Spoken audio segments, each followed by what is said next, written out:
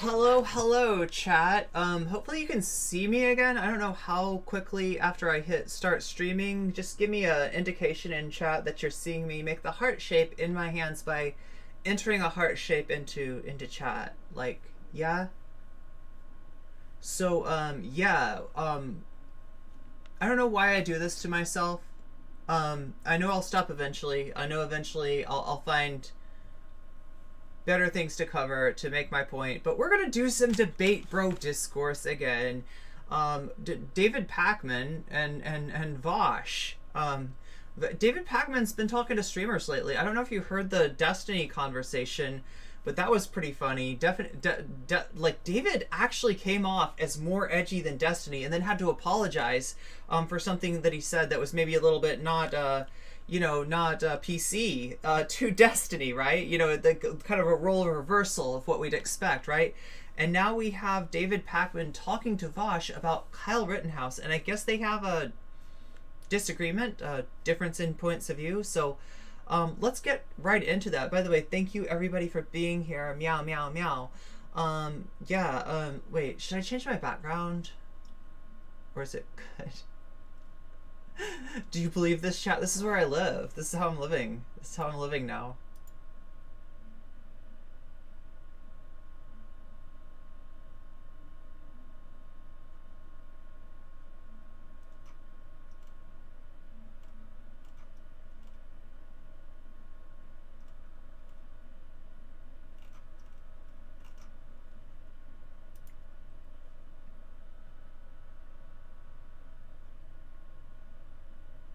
Oh my god, chat, yep.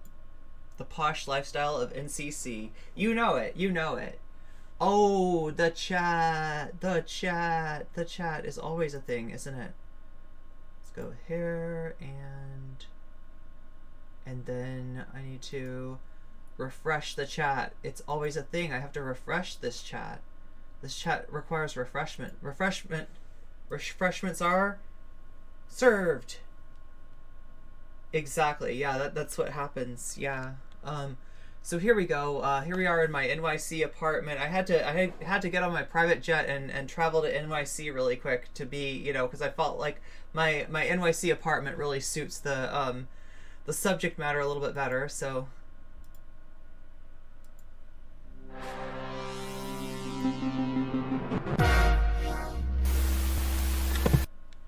Hello.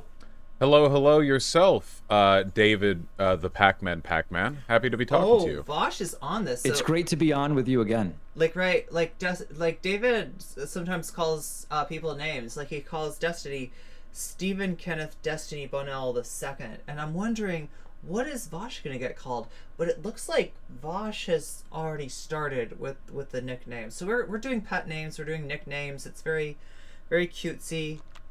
Truly an honor. How you doing? I'm doing well. How was I own a fleet of jets. That's Thanksgiving? right. It was great. We I through a contrivance got to see my family earlier in the month, so I didn't see them this time. We just had a contrivance. Is that It's an legal? Easter egg. It shouldn't be. I got baited into heading down to LA Lord for a Irish Jubilee Daddy. appearance, but it turns out it got canceled after I booked the flight. So my parents are there anyway, you know. So. Oh, I see. Do you say where you're based regularly? Oh, I'm in Seattle normally. Oh, okay. Oh, so literally down the coast. Yeah, or up the coast. Gotcha. And what are you on planes? Are you like doing full N95 or just like one of the cloth masks? Just a rotating series of disposable masks. I never found a cloth one that looks good with a beard. I don't know if I ever could find one that looks good with a beard. I fucking hate these. Oh, masks. I see. Yeah. Are you like when you're on a plane? Wait, okay, so there's a problem with beards in these you things. feel like you're more They make specific masks that accommodate a beard? at risk of catching it, or on a plane you feel safe? Honestly, I don't feel that at risk on a plane because it's, you know, airports and Lord Irish Daddington? airplanes are one of the few institutions that actually seem to take seriously the whole wiping down every surface, that kind of thing.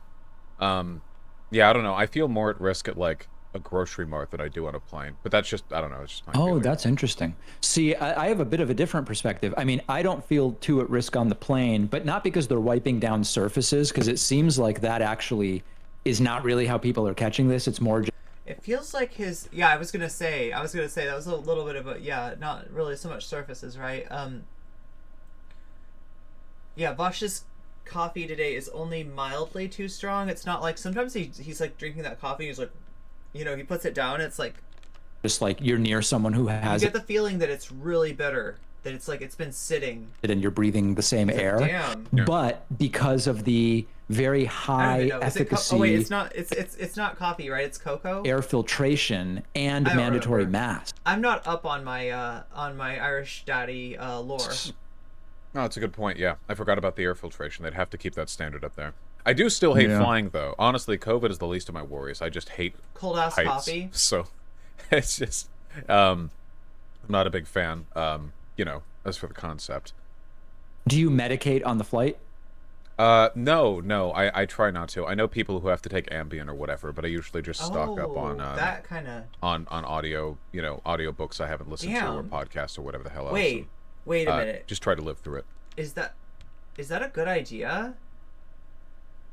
Like Ambien on a plane isn't that the stuff that like people just like sleepwalk on it or something? Isn't that how Paula Deen did? There was something about the Ambien and like the racism, right?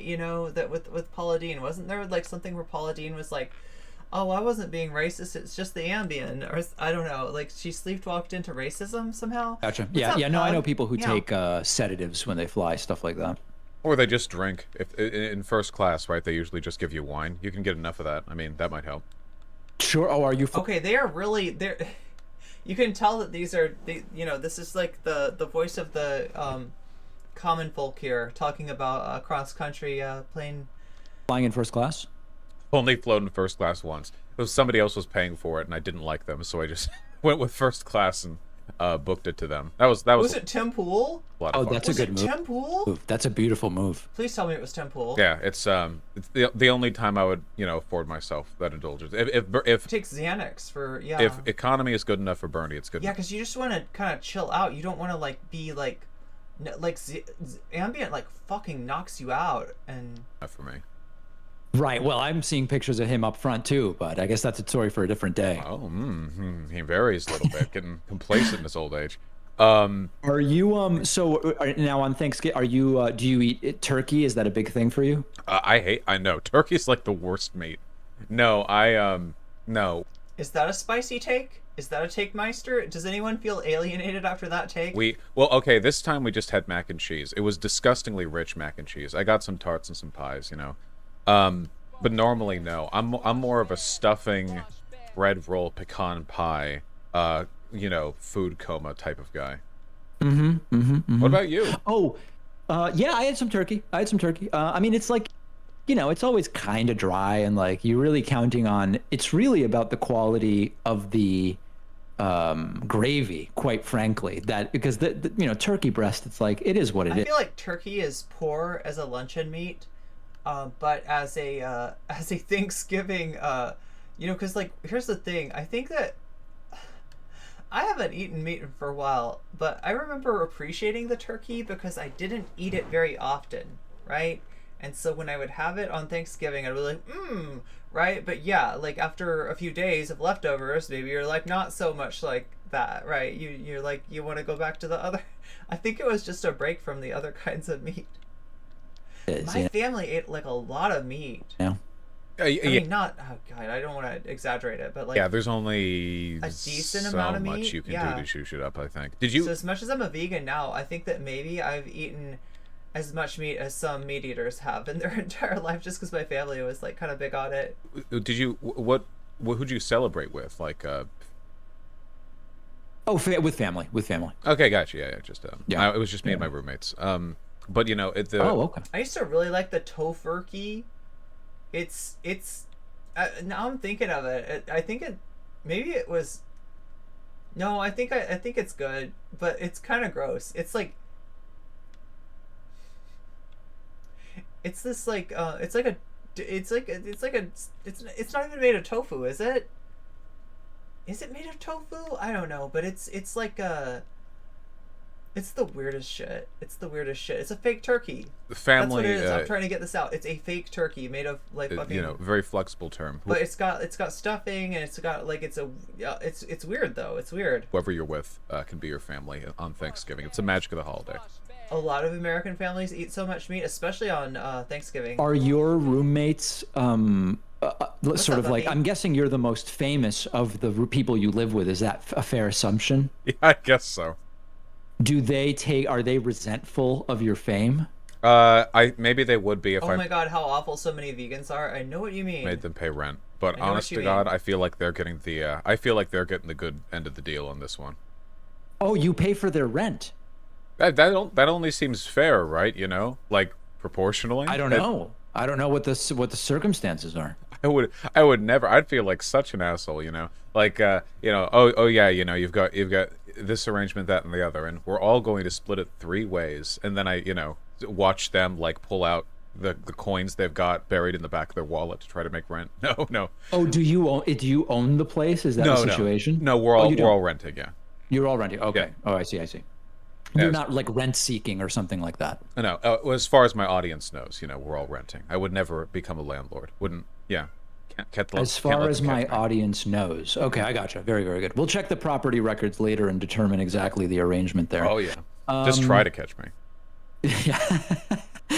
Okay, good. Well, so on the flying thing, I did want to ask: do you not like the discomfort of it, or is it you're worried the plane will crash? I think it's shifted more with time, because when I was younger, I was just terrified of crashing, and I still don't like that, you know. But now I think the physical discomfort is the worst bit by far. Okay. The seats are so tiny, and I'm a decently big guy, you know.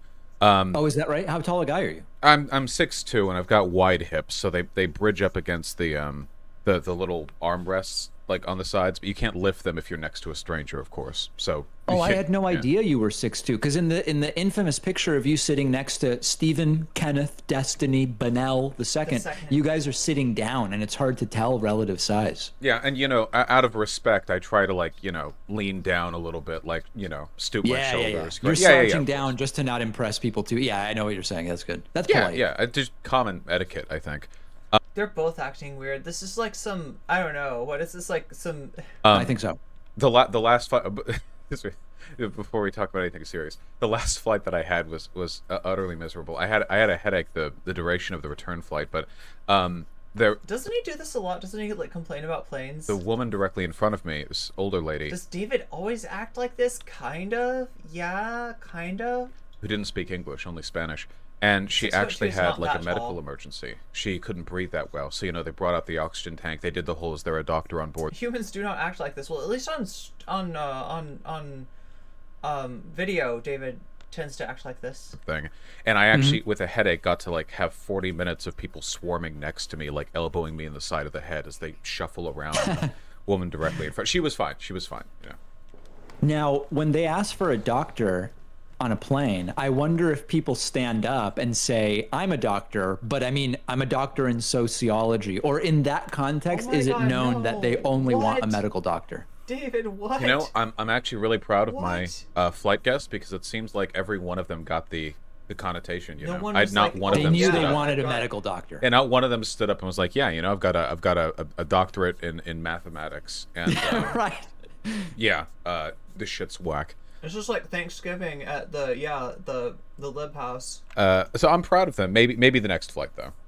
It's funny because there everybody knows exactly what they're looking for. My dad has had situations where he actually is a doctor, but a psychiatrist, and he'll wait because he knows when they're asking for a doctor, they'd rather it not be a psychiatrist. So he'll usually wait, but then if it's like nobody steps forward, then he'll be like, I'm a doctor, okay. Yeah, because that's better than nothing, right? Like, exactly. Yeah, that's better than nothing. You're still definitely a few steps up above the average person. This is sure. I mean, it is a medical doctor, but you know. Yeah, but you know, you could probably like, I don't know, look at people's eyeballs and get something from that. Why is this weird? I mean, I guess it's like normal, but it's weird. It's something. That they're hanging out here. Well, his thing was very simple. It was someone was having a food allergic reaction of some kind, and they had.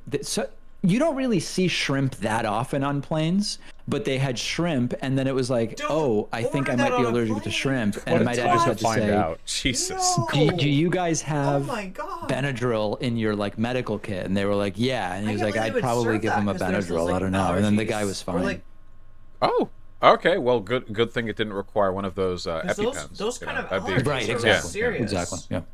What a time to So try listen, shrimp. what are we talking about today? Oh, my as my resident favorite liberal, I wanted to talk with you a little bit about Rittenhouse. Oh, okay. All right. Yeah. Vaush, you're our favorite resident liberal. So, I mean, you covered the trial, obviously. All the trial that I saw was through your stream, so I know you. Beautiful. I know you were in there leaving very powerful super chats. Yeah. And you were there very powerfully leaving the stream for hours at a time, collecting revenue while I did have running work off. to do. I had to plan my next show, you know.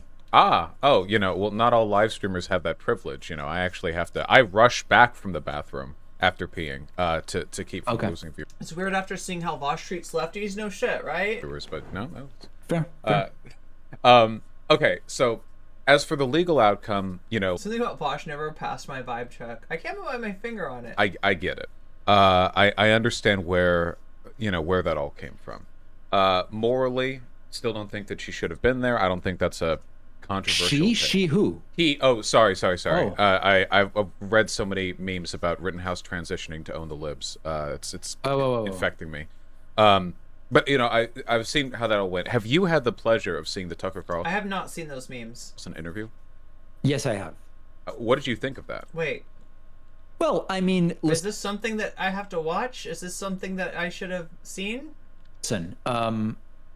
Oh God. So I feel like I have to issue 10 disclaimers. Like the Yeah, I haven't heard of these memes. opinion I'm going to give has nothing to do with the verdict. I get the verdict. It's the verdict I expected, etc. So like I'm just going to talk about the interview as an interview.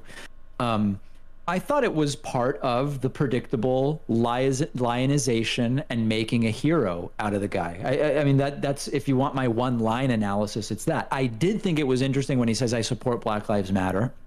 A lot has been made of Probably VGG inside. Yeah, it's gotta be. that was a calculated lie. He doesn't It's a mental jousting match. really support them, or he very narrowly said, I support their right to demonstrate. So I'm wondering, do they disagree on this? Is this like, I mean, I'm guessing, there were wild posts in the Q angle person,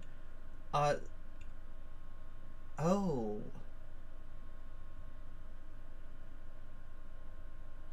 Wait, the people that, like, do the, like, oh my god. I believe they are called transvestigations. Like that thing where they'll, like, take somebody and they'll, like, do a video on them and say, this proves that this person is, trans, or, and they'll just, like, random celebrities or something, they'll... And that it was like, I don't know, okay, he said he supports Black Lives Matter. It might well be true. It wasn't like the most interesting part of it for me.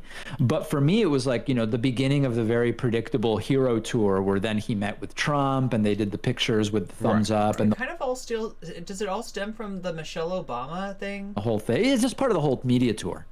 Oh yeah, for sure. Conspiracy Twitter, yes. I've been seeing a lot of mixed reactions online. Oh, actual Q, that's what you meant by Q angle. I was thinking like another kind of Q angle. Okay. Because I know there were a ton of conservatives who wanted Rittenhouse to be this like ride or die angel of MAGA conservatism, where he'd go up there and he'd screech like "Let's go, Brandon," and Tucker Carlson do the OK sign, and then like talk about trans bathroom goes, some insanely partisan shit. When I was watching the interview, he came off most to me like a really like partisan Republican, like talking points you'd hear from like a a pundit when talking about self-defense and the trial specifically. Oh my god! But on other I stuff, agree. The moment specific, sorry to interrupt, the moment where I knew this was like so calculated and coached, and it's okay to be coached. I'm not saying it's bad. Being prepared for an interview, okay, was where he started to say, it's the moment where he says the trial wasn't about Kyle Rittenhouse, it was about self-defense. And then he says, if I was guilty, no one would be able, and then he goes, no. he goes, no one would be privileged. And To it's like, ever that's defend the yourself in the language his country. lawyer used. Yeah. That's the language his lawyer used, you know? I feel like that was absolutely, where the Soviet spy conditioning kicked in, or whatever, where he was most trying to deliver a point. Because I felt like, in contrast, the rest of the interview, he came off relatively measured.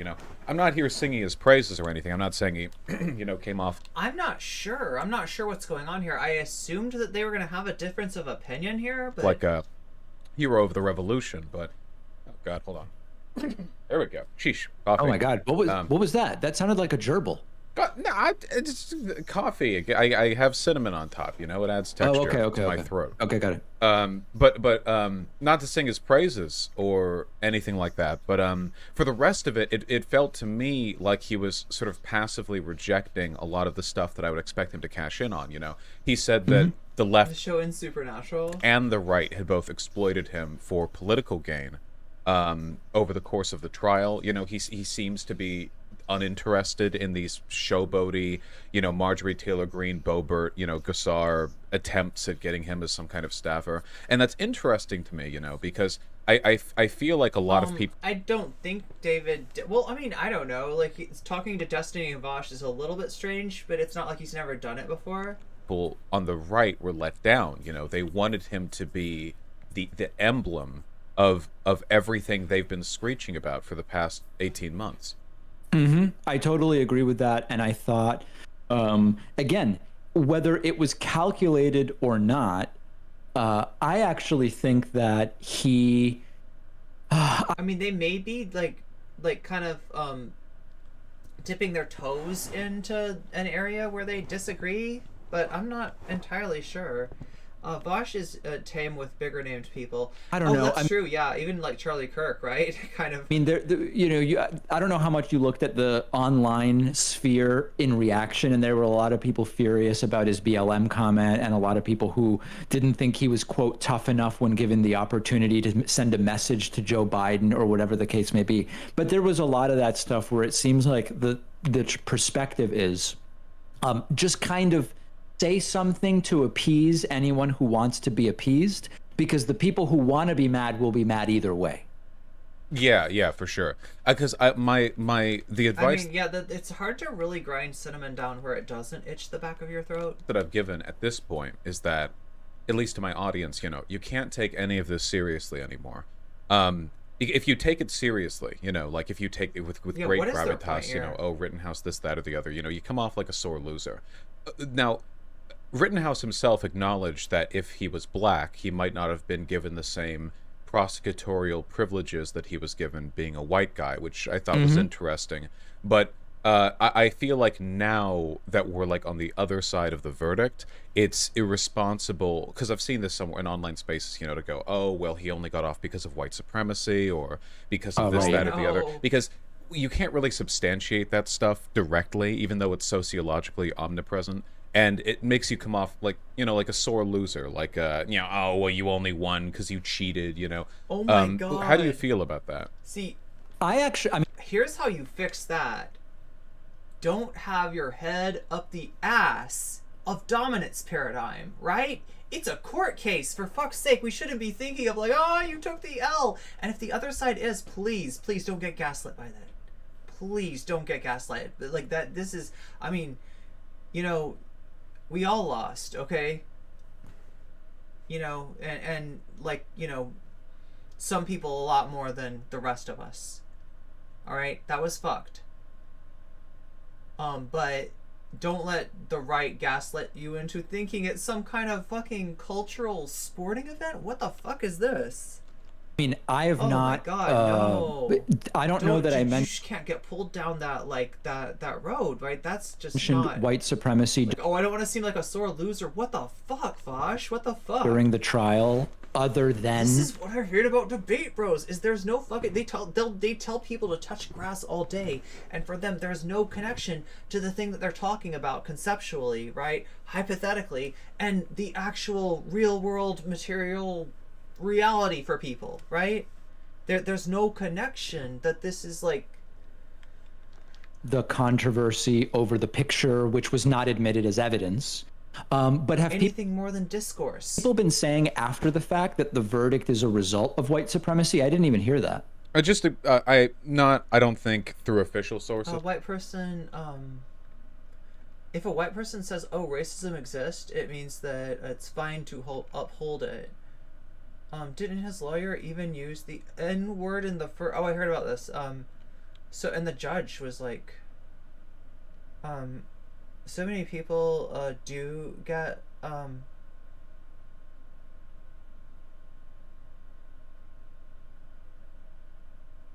gaslit by it. Yeah.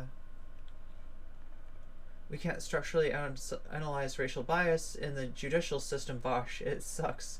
How little you know about CRT. That's what CRT is actually, more applicable to. Wait, do you think that Rittenhouse is guilty? Well, first of all, I think that the whole idea of, like, this is a football game between the right and the left is absurd and gruesome and ghoulish. But, and second of all, I am not a lawyer, certainly not a lawyer in the state of Wisconsin. And so, I can't speak to matters of the law. I can speak to the precedent that it sends, and I think that the precedent is disgusting, right? The idea that we, like, venerate the Second Amendment to the point where we will allow it to supersede the First Amendment, and that's what the Rittenhouse trial represents in terms of precedent and jurisprudence, right? Which is the only thing I can speak to, right? Like, people getting angry on Twitter, a couple of viral tweets, stuff like that. I think because if a conservative sees that, right, I mean, it must be pretty reaffirming, like Rittenhouse wins and then the left engages in behavior that to them reinforces the idea that the left will call anything racist if they don't like the outcome. Same with the stuff with the the interview with Tucker Carlson. I think it's quite funny, this ideological dissonance, I think, between the party and Rittenhouse's behavior post verdict. But if you look into it too hard, I feel like you're opening yourself up for a lot of disappointment. I'm just kind of hoping that something. Yeah, I mean, I think there's a chilling effect that goes on when somebody shows up to a protest armed and I mean, like,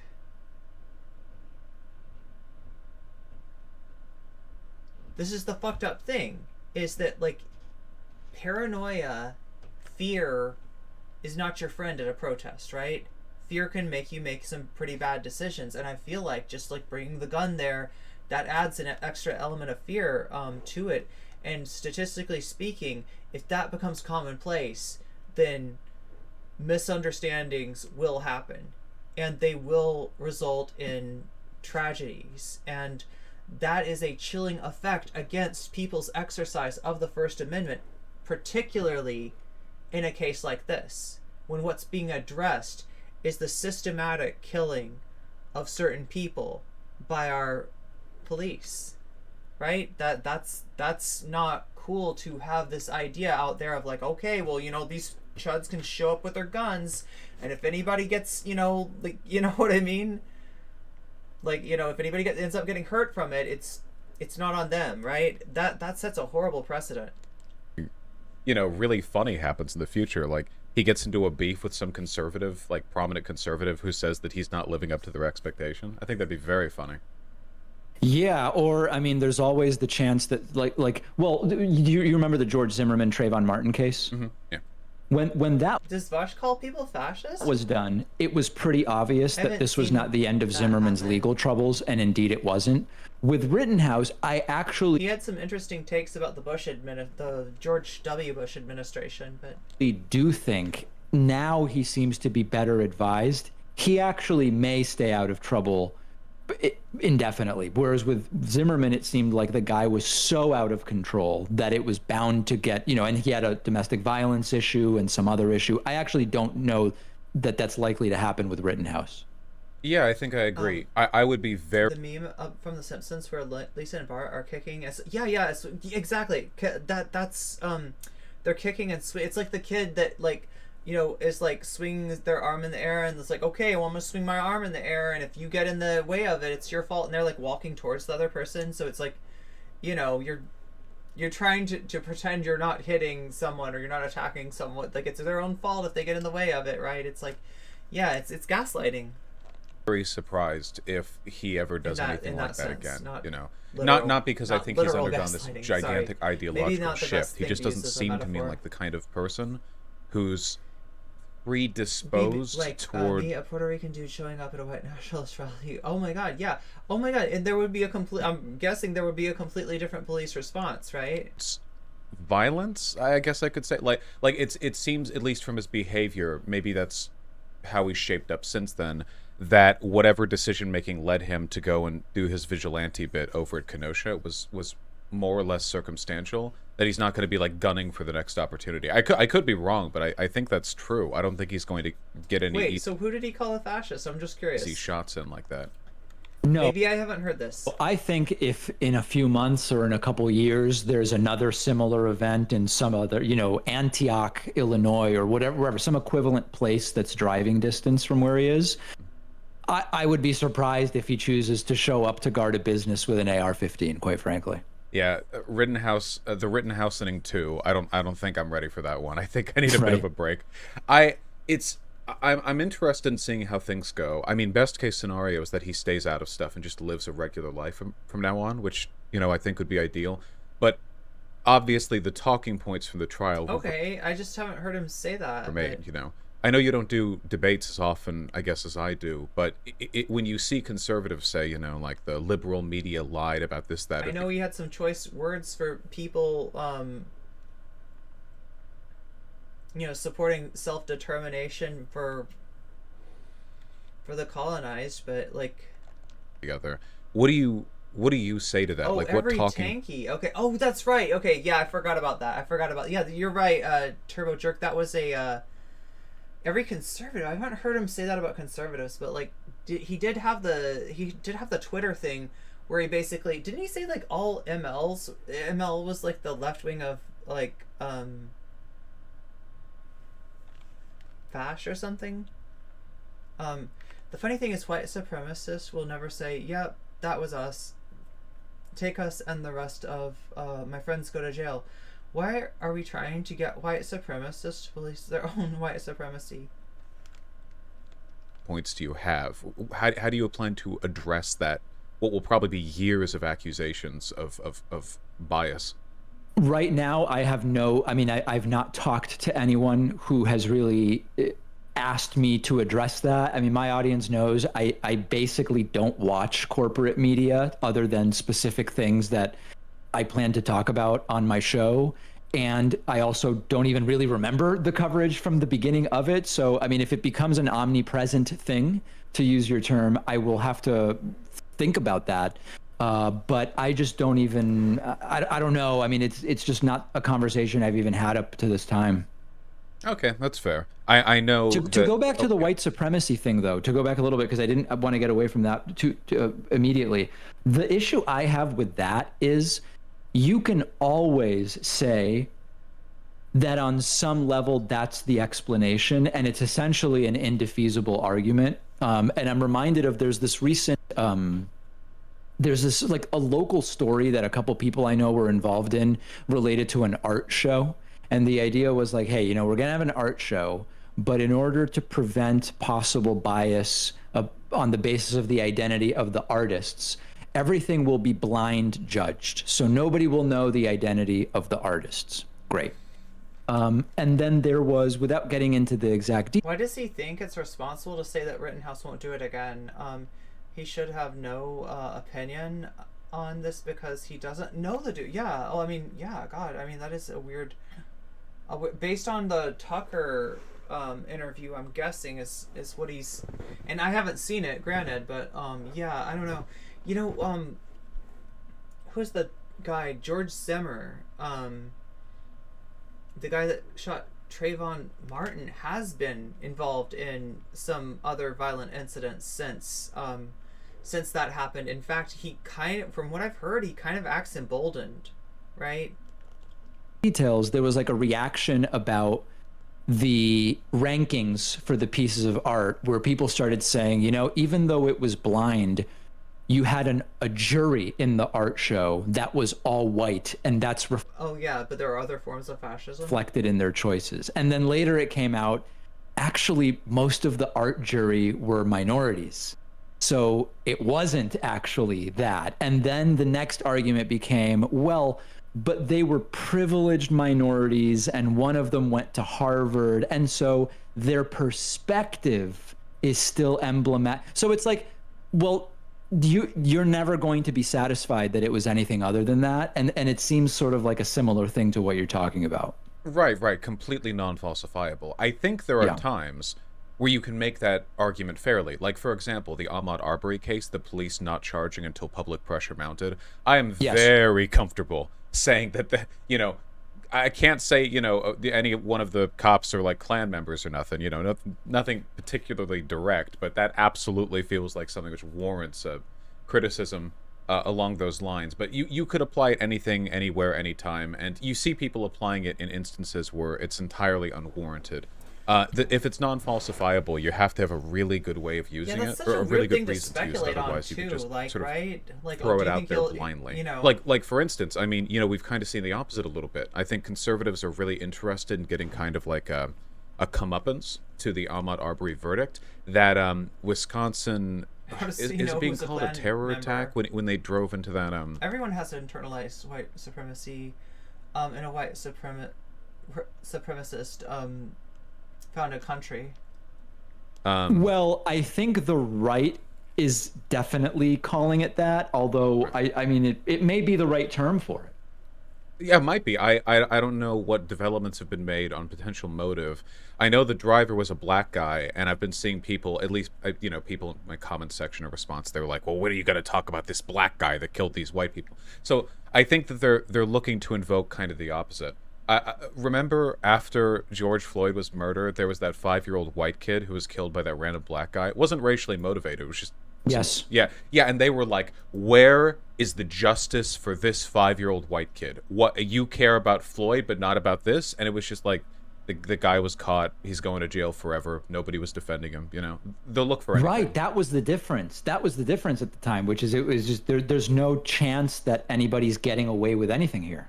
Yeah, so there's nothing really to protest. I mean, it's horrible, of course. It's just, Yeah. I feel like so much of the discourse these days concerning criminal justice and race relations is really just waiting for the next highly publicized murder and seeing how the discourse evolves around it. It feels like the discourse never evolves unless it's being catalyzed by some horrible random act of violence. Now, along those lines, the things that I have been more, it's like there's, I don't know how much you're aware, but like, for example, the community around Stephen Kenneth Destiny Bonnel II has taken issue with my perspective on the Rittenhouse. No, oh my God, David's like a little drama baiter now. Kind of. Let's not talk about something that is totally relevant to the context of the murder. His speculations are outrageous. He just wants to set a rapport, so when he does an oopsie, his people will turn the other turn the other cheek.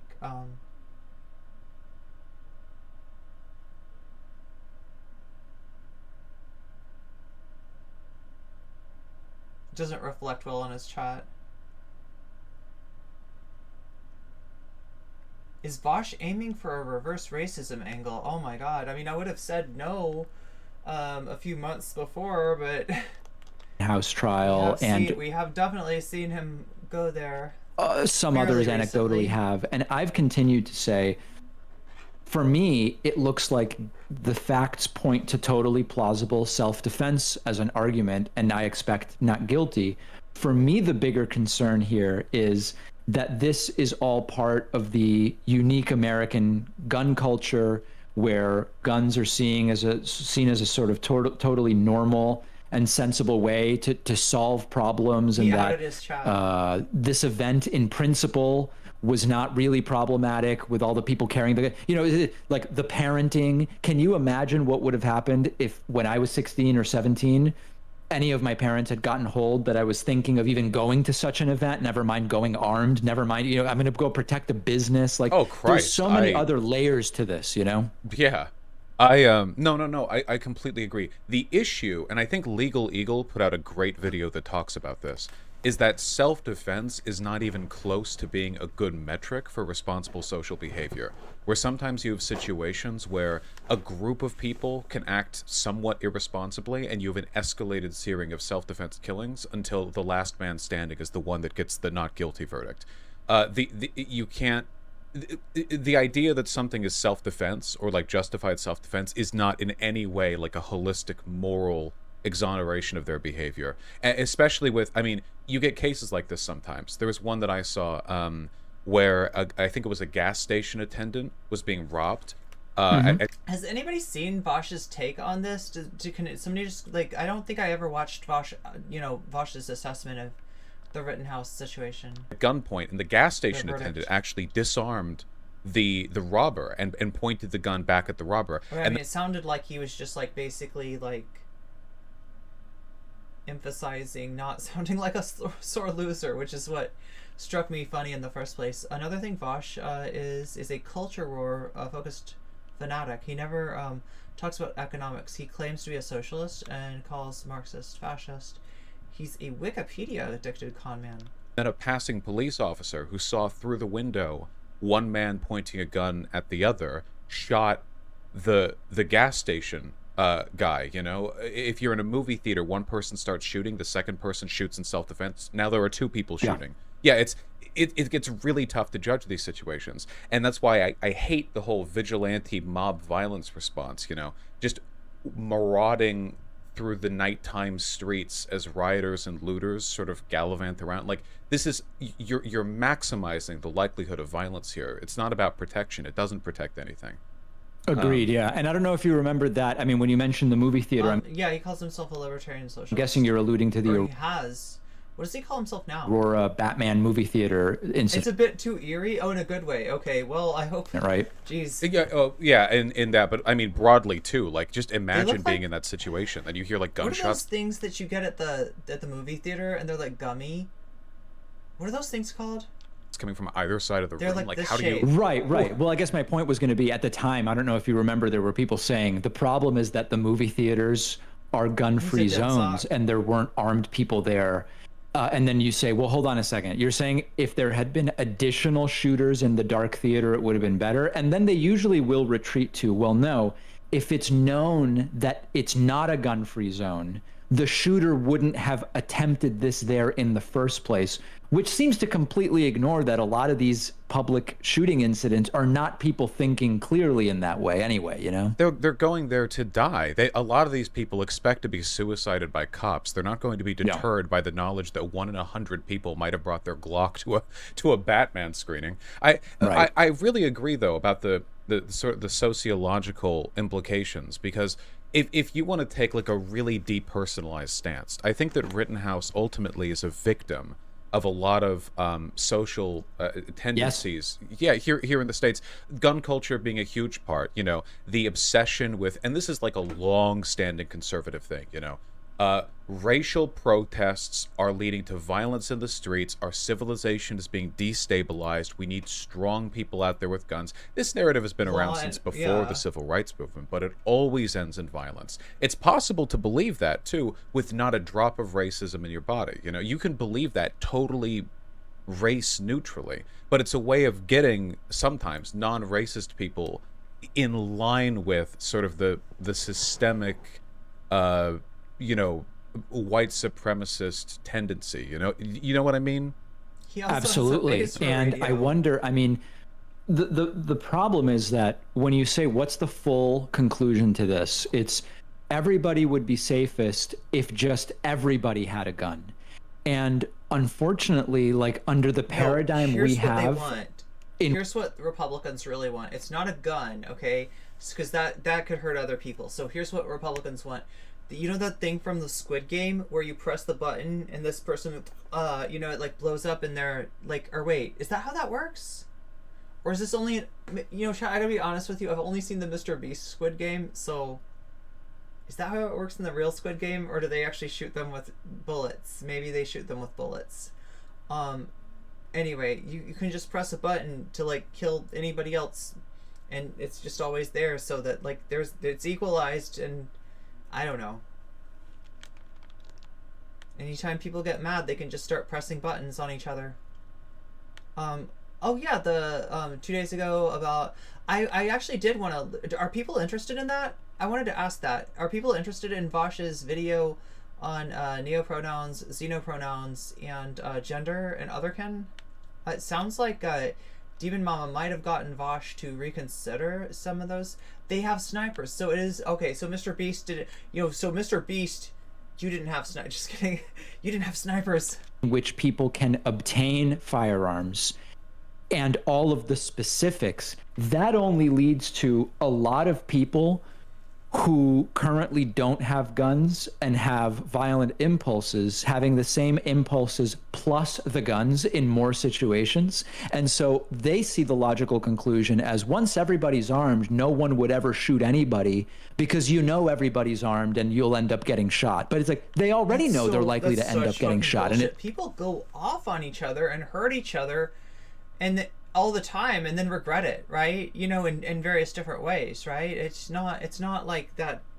People don't like, it's kind of like having that, you know, having everybody armed means that impulses turn into, you know, bodies, right? And that's what would be nice to prevent. Not that, you know, especially in, you know, the place that we live in, I could blame anybody, especially in a marginalized community, for wanting to protect themselves. And but yeah, the idea of that, like this Republican vision of just everybody being open carrying at all times, oh my god, what a fucking nightmare. That's like, even in the Wild West, right? Didn't they like give up their guns when they go into town and they have to give somebody their gun, like to hold on to or something? They didn't even have paintball snipers. It doesn't deter them now. Yeah, they clearly don't. I was I mean, I was actually present at a shooting. It's safer, that the personal detonator would be safer than the you know, the situation of just like people constantly packing. Once, you know. Oh really? Yeah, there are good arguments for more on the left too. You have to be in this situation. Yeah, you have to be. Like, realistically speaking, you know, especially if you're part of a community that is victimized by violence, you know, you do need that to protect yourself. But the Republican idea is just like people constantly coming into public spaces, like with that's what I really, it's like the thing that I hate about the Republicans' take on arms is that, like, it venerates the Second Amendment. It venerates the, you know, concept of being armed, and it also subsidizes an industry that has lobbied for, you know, basically reduced gun legislation, and uses every situation that arises from guns as a reason to spur fear in the populace and incentivize more purchase. So yeah, the industry that is the cartel that is behind you know, the gun lobby is absolutely sickening. But at the same time, you know, practically speaking, the laws being what they are, the courts being what they are, people have to, you know, protect themselves. At Santa Monica College back in 13, there was a shooting there at the library. You had to hand your gun over to the sheriff, or at least be cautious of how you treated your gun. You couldn't wave it around. Yeah, there's definitely listen, I've been to a pride before where the only thing that kept us from getting attacked by right-wing thugs was a armed leftist group, right? just outside so of it. Practically speaking, yeah, that's necessary. It's just that the motivation for the right to do it, and the kind of situations that they want to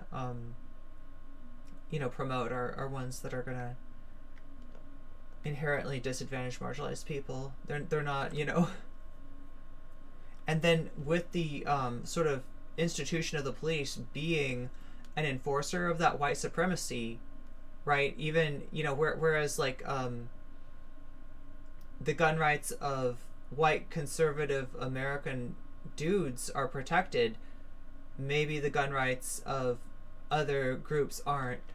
Well, I was further in, and the guy, came there, I think, to be suicided by cops. That's always how this ends, right? They very rarely get captured alive.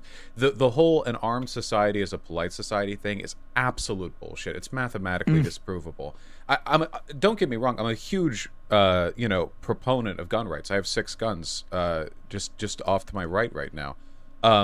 But there's a huge difference between gun ownership and gun culture. And the gun culture thing, the huge capitalist interest in gun culture, the idea that guns are like this. Yeah, I heard something about like the number of guns that are owned is astounding, but like a lot of people have like multiple, like a lot of people have very many guns, basically.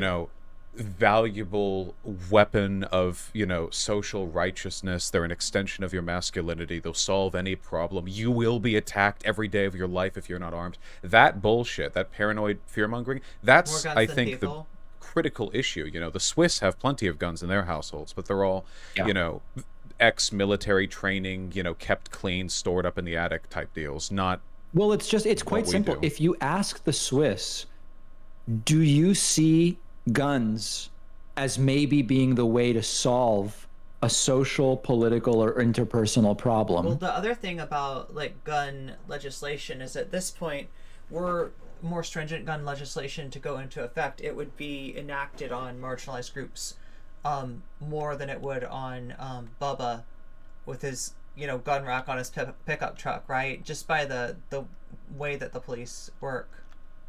The answer would be almost 100% no. Whereas if you poll people in the US, and there was recently a poll done here, more general, it didn't say guns, but it said violence. But I'm sure if you repeated the poll with guns, a lot more people in the US believe that, at least on some of those, interpersonal, political, or social, guns are a valid way to solve that problem. So you take that perspective among some people and you combine it with a ton of guns, it's not shocking what the outcome's going to be. Yeah, or people who think that having a gun in your house will make you safer. It won't, mathematically. You're not going to stop a burglar or a robber or whatever. That's not going to happen. Or people who think open carry makes like communities safer. Or people think concealed carry is like you'll be mugged like every other week. It's nonsense. But people believe this down in their gut. I mean, down to their core. I'll just say, by the way, because otherwise my commie friends, they'll get mad at me. The big thing that I advocate for with regards to guns is, I know that we've got a ton of guns in this country, and I know a ton of them are held by people with whom I share tremendous political disagreements. And if like the BoJack Horseman episode where women were arming themselves, things get bad in this country, really destabilized, 20, 50 years, I don't know, whatever in the future, I would think it nice if relatively progressive city communities were armed, and not just the right-wing militias that would start patrolling the streets the moment they got the chance, Yeah.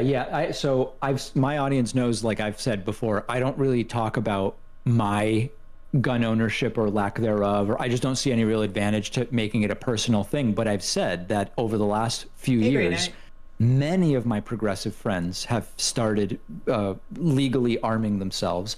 And the reason they cite is, I don't want the right-wingers having all the guns or being the only ones with. Chat, I don't want to learn how to shoot a gun.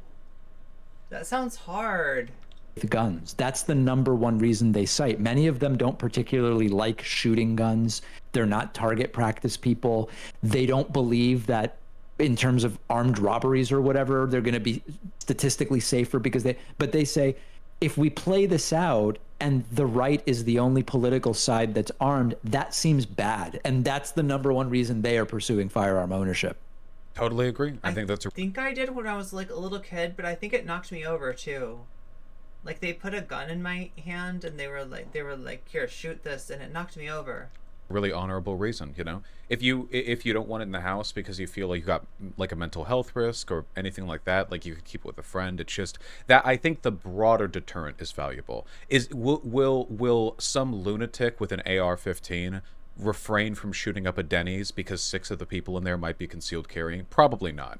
But if an entire city is generally known to be full of gun owners, you know, somewhere in their house, will that maybe deter potential destabilizing militia action? Maybe it could. I don't know. Possibly. This is so scary. I mean, wish we didn't have to consider that as a possibility. But... we have to have something, right? I don't know. Yeah, I guess I don't know, but I agree with you that at the individual crime level, at least right now, it doesn't seem to be a factor that's taken into consideration when people decide about committing particular crimes. Now, that being said, I do think it's relevant, I guess. Most guns don't have enough kick to knock you over, but I was like a little kid. To mention that I don't think that there's much advantage to Democrats. Kathleen Ballou.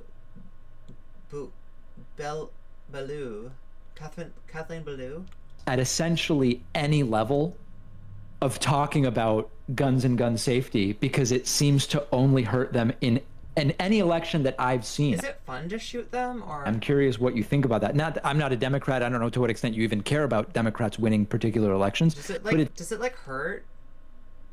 Like, you know how if you have like a aluminum softball bat and it's cold and you swing it, it like hurts your hands. Do guns do that to your hands? Do guns leave your hands like all? Oh my God, this is the most like. It seems to me that Democrats talking about guns makes it a voting issue for the right to come out and say, we've got to protect our gun rights by voting against this person. Yes, I really wish they would shut up. Please, God, Beto O'Rourke is the last thing we need. There are so many independents, libertarians, and even moderate Republicans who are generally decent people who are terrified of the government taking their guns. There is no reason to keep biting this bullet. You don't even have to go big pro-gun. Just shut up about it. I don't think Democrats... Just don't talk about it. Yeah, Democrats aren't going to not vote for Biden if bring the war home. Biden doesn't really talk about the guns, you know? Just lay off, you know, some simple, I support our Second Amendment rights. Then shut up about it. It's insane to me. It's borderline like they want to lose. There are so many people that are practically Second Amendment hardliners. I just don't know why anyone would waste political capital on this, and it never even comes to anything. What gun regulations have we had meaningfully in this country? The last big one was the bump stock ban. But do they wear guns? I see, like, don't like hitmen you wear gloves, but that's to keep their fingerprints off, I think. Really, there are hundreds of millions of guns. We're never going to ban all of those. What point's there in even trying? I agree. And I even mentioned this in the context of Beto running and the clip from the Democratic debate in 2020, right? He just ran. I mean, it feels like so long ago. I guess it was 2020, where he was asked, wait, so are you saying you would like take people shoot with their bare hands, AR-15s and AK-47s? And he like pauses and says yes. And it's like, that's not going to help him in running for governor in Texas at all. Oh, in Texas, of all places. Yeah. I don't know. I mean, I guess it's a branding thing. I'm not that afraid of guns, you know, because the attitudes that make people dangerous when they hold guns are dangerous when they're not holding them either way, you know, the paranoid fear. Why wouldn't the left feel more secure than Chuds have the guns? They're not going to start shooting left-wing Americans. They're able to do more damage if they are holding guns. Oh, absolutely. Don't get me wrong. The guns do not help. But with hundreds of millions of guns in the country, I'm not like holding my breath for a total removal. You know, maybe if we were Japan and we had like no guns in the country, this would be a different talking point. But like, you know, if you have your average like QAnon nut, they're probably going to hurt me not through some sporadic shooting in a theater. They're probably going to hurt me by voting for politicians that are going to, I don't know, criminalize being gay or whatever. Do the Q people even vote? I mean, that's a different question, but they have to. I'm sure they, yeah. With Marjorie Taylor Greene types in the Republican Party, I feel like they've got to be at least somewhat invigorated. Yeah, that's probably true. Does Q vote? I guess we'll see in 2022. I mean, the thing is, a lot of them are in safe. I feel like maybe David's got like horseshoe theory on the brain. Like David assumes that like if something goes up, maybe if people on the left don't vote, that like also like I don't know wants to see like QAnon as a bookend to some like left wing political movement that isn't about electoralism. So.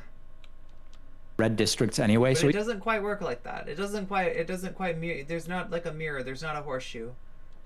even without like the Q contingent, they'll still win. That's true. Yeah. Though they'll they'll in the primaries, they'll vote in the crazier reds.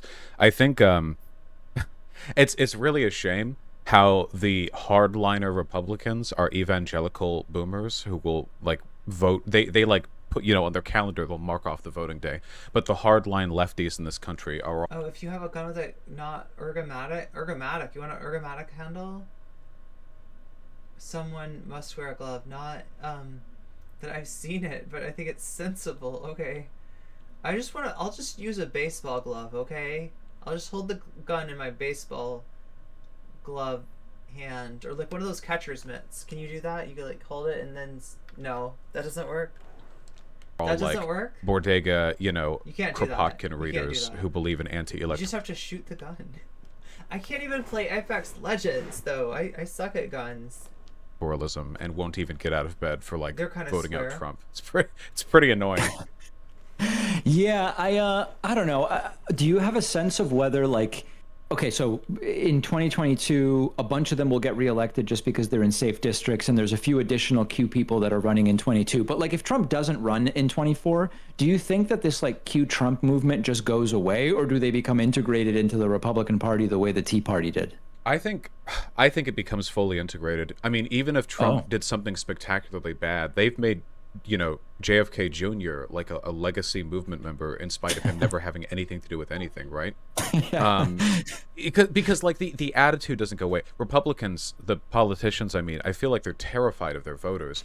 There was recently those that whistleblower from Facebook who said that at least in Europe, attention is super visible and scary where you live. I mean, the info was from Europe, but yeah, some places are like that. I think this is universally applicable. There were far right political parties who moved further to the right to match the entire purpose of both increasingly parties. Radical views of their constituencies. So I feel like the snowball's rolling down the hill at that point. You can take DeSantis to take up the torch if you want, but unfortunately I think we're going to need some kind of reconstruction tier social realignment to really fix this.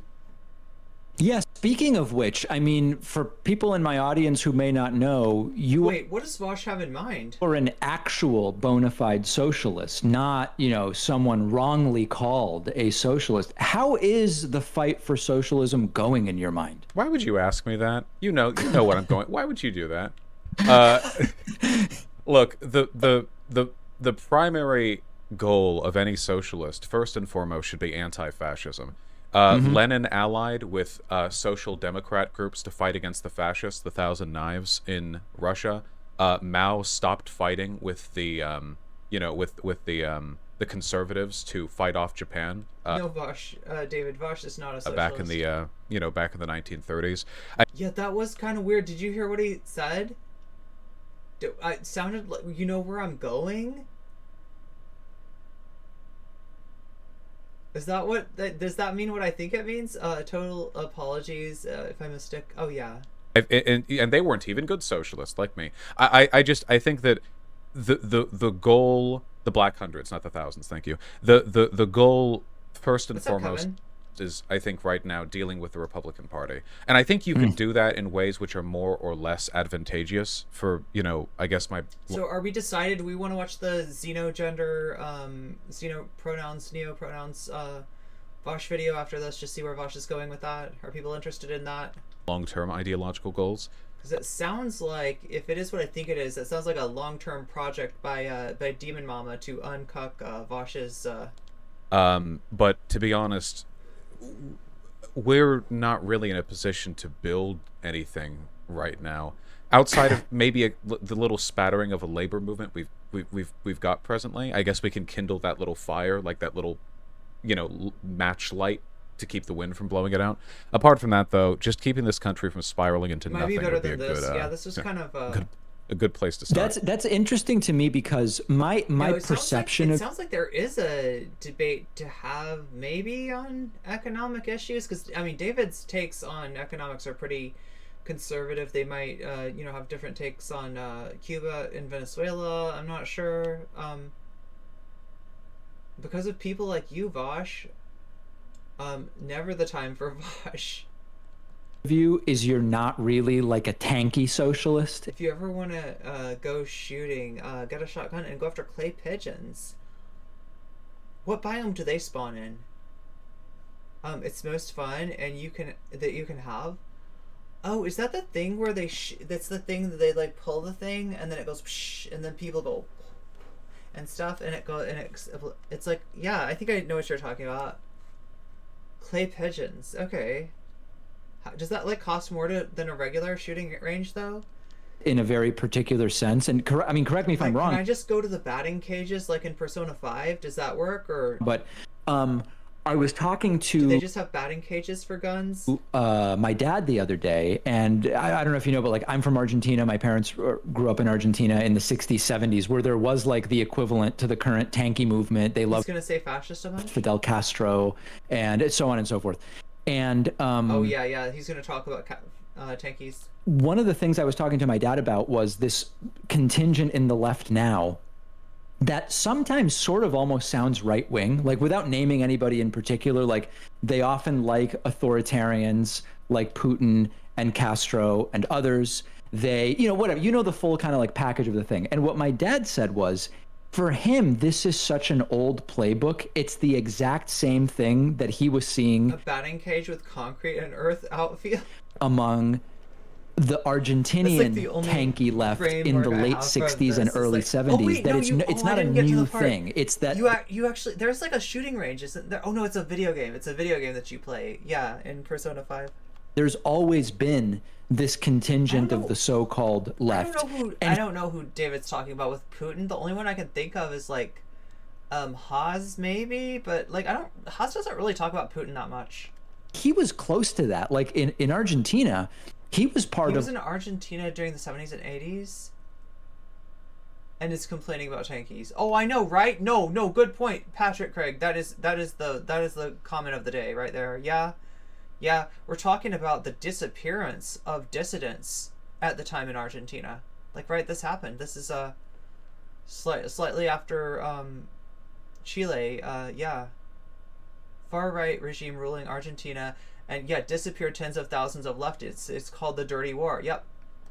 Like a Jew, what was called a Jewish socialist movement, and it was very different than the people who like the Russian and all the different stuff. What's your are you part of that group, or what's your perception of that group? It seems to me that you're not part of that group. Well, I feel like I've always been sus of some of David's foreign policy takes, like on Venezuela and Bolivia, but knowing that, I don't know, it makes me actually more afraid that David has these anti-communist views, given what anti-communist views imply in Argentina, I guess is what I'm trying to say, right? Trying to think of the most measured way of putting this. I mean, from what I understand, I feel like, from what I understand about that situation, there's still a lot of denial in the Argentine upper class about what happened, about the disappearances. There's still like a disconnect, right? Like a lot of people are looking for a kind of social rebirth. That people, when they're desperate, or when David's good as a debater. David is sharp as a razor. Yeah, absolutely. Don't have much going for them. They're looking for some kind of direct, meaningful movement that they think will radically. He's a neo-lib imperialist who wants healthcare for workers in the imperial core, of course. Let me listen to my. Oh yeah.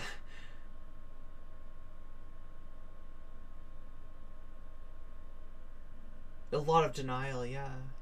Change everything they don't like about the world, and those people are usually tankies or fascists.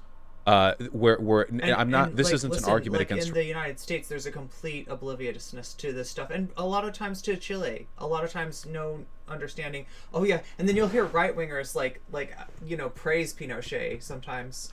Revolutionary action, but rather it's this. They need this. They have an emotional attachment to this. Epigenesis, this massive social revival. But then there are people who approach their political project in I guess what I'd consider to be a more decentralized way, where it's not really about the direct attachment to that process or its outcomes, You'll but see the about Wikipedia page in Vaush's eyes. the principles that you try to meet on your way there. Historically, Latin American yourself, and you have a huge there's a huge in every fascist major problem. socialist revolution, you've seen these two groups fight and one of them win, and it's almost always the authoritarians. After Lenin won, the worker councils, which he relied on for the first 18 or so months of the Soviet Union, were quickly disbanded, their members killed or sent to Siberia. In Mao's China, you had a similar situation. The students were weaponized against the teachers, and all the old guard were killed off, and then eventually the students were sent off to the farms. This happens time and time again. It's deeply unfortunate, and I think the ultimate issue is that it's just way easier to be authoritarian. It's so much easier. It's way easier. You get a military together, you entrust everything to a glorious leader, and you trust them to enact these principles, but this just doesn't work. It's the reason why sometimes I come off a little bit less, I guess, revolutionary than other people who believe in something. I feel like this is what's happening. David's helping. I feel like David is helping Vaush set himself up to like mainstream his point of view here. Such a thing. I think you need to lay the right groundwork. You have to make sure the material conditions are right. The working class needs to be the agent of its own emancipation, with revolutionaries only being a tool to be used by the working class. If you do the opposite, where the working class is a tool to be used by the revolutionaries, you get a repeat of 100 years of failed socialism. They're just an angry Because of mob to people be like him. weaponized until you can appoint a new elite Vaush isn't answering David's question. cast of political agents. Yeah, I The mean, in our communists last conversation, also killed the Nazis. Yeah. and I'm getting the sense now, you believe in a more, I guess what we would call a gradual transition to the system you believe is the ideal system. Yeah, I think Rather than a revolutionary transition. my guess is we're not really going to have a choice. This is my guess. I don't know this, of course, but I think climate change is going to get bad enough that we're going to deal with economic downturn, resource,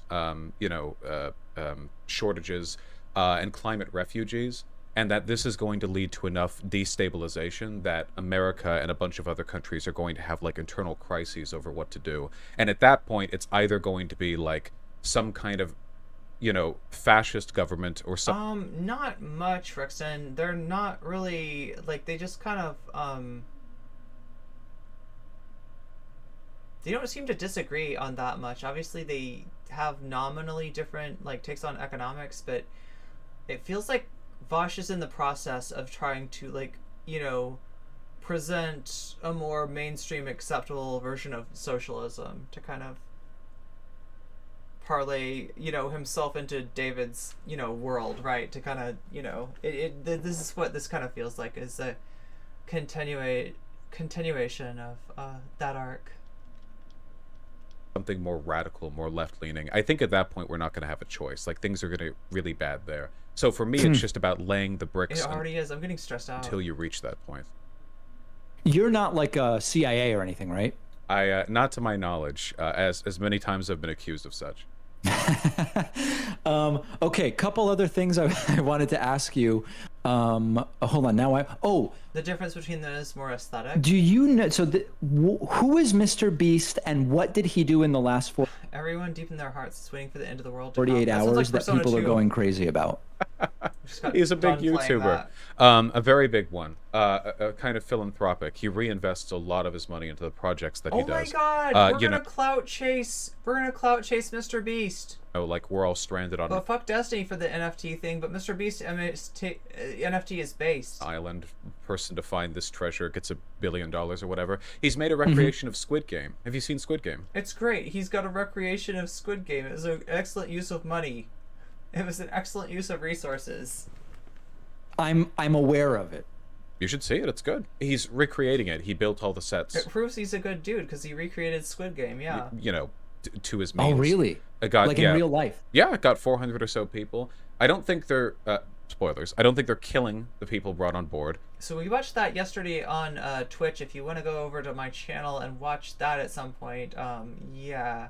The Squid Game and a lot of the commentary on it, the Ben Shapiro. Did we watch Temple? Maybe not. The way they did in the We watched Cavernacle's Mr. Beast video. in the show proper, but I could be wrong. I actually haven't seen it. Okay, all right. I'm gonna. It's actually something worth being aware of. Mr. Beast is not an ally. Oh yeah. Oh, Squid Game was lovely. I really enjoyed it. I just mean this whole Mr. Beast I'm surprised that Vaush isn't pushing JoJo Part 6. like version of it. Probably. I've seen screenshots and I've seen little video Mr. Beast is unbearable. clips, and I'm probably gonna watch it either today or tomorrow because it does look pretty funny. It's actually gonna be the first Mr. Beast video I've ever seen. So. Okay, fair. I should probably put that up on YouTube me. too. Now, here's the other thing.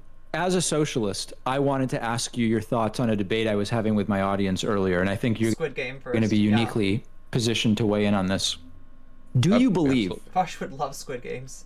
that Tesla's inexperience with building vehicles is going to slowly allow legacy Let's recreate a capitalist nightmare, unironically, for the people. companies like Audi, Porsche, and Mercedes to chip away at Tesla's electric vehicle market share by virtue of simply being better at building nice cars? Unironically, yes, absolutely. I recently watched a video which linked to a few articles talking about how Tesla's cars are not particularly well designed or well priced. Tesla is unique mostly in making them cool. I don't think that Elon Musk is a competent businessman outside of the marketing element. Okay, at least there's some clout you will not chase. I'm glad to hear that. I think that in terms of actually like a sustainable, long-term functioning product, he over-prioritizes glitz and glam and under-prioritizes like long-term, sensible investment. Wow. And I think very little of the man. But no, really, like electric cars have been around for what, nearly a century?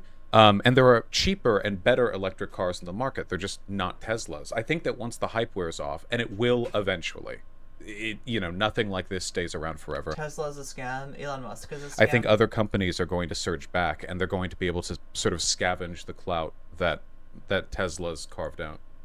I tend to agree. I am both an owner of stock and of a vehicle. And I am going to slowly start disassociating from the stock all brand and slowly, personality. bit by bit. Tesla. And I'm looking very strong. I mean, here's the thing. Here's no, what are we makes talking it about very stocks? inconvenient to Oh my have God, any this feels so non-Tesla fucking- electric vehicle right This now. feels so like The range of Teslas is still besmirch the best, good name of and Squid. the fast charging network makes it really difficult to do long trips with any other vehicle. Yeah, it's the infrastructure you lay down. If you're the first one to really capture or corner the market, you can edge other people out and force them, So I don't hate his takes on most things, but foreign policy he can be kind of sus on. But I'm not like a fan of Deepak. hopefully, Deepak.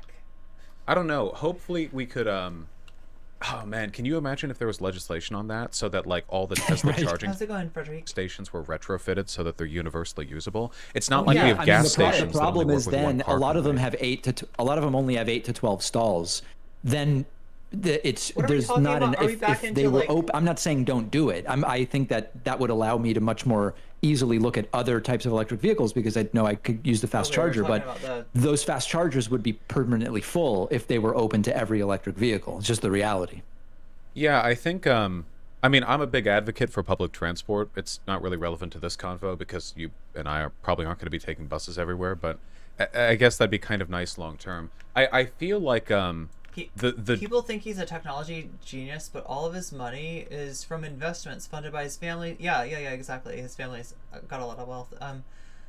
Love the hat. Yeah. This is, like, honestly, I gotta be honest, okay? When I first heard Squid Game, I thought we were talking about Splatoon 3. When is Splatoon 3 coming out? Come on.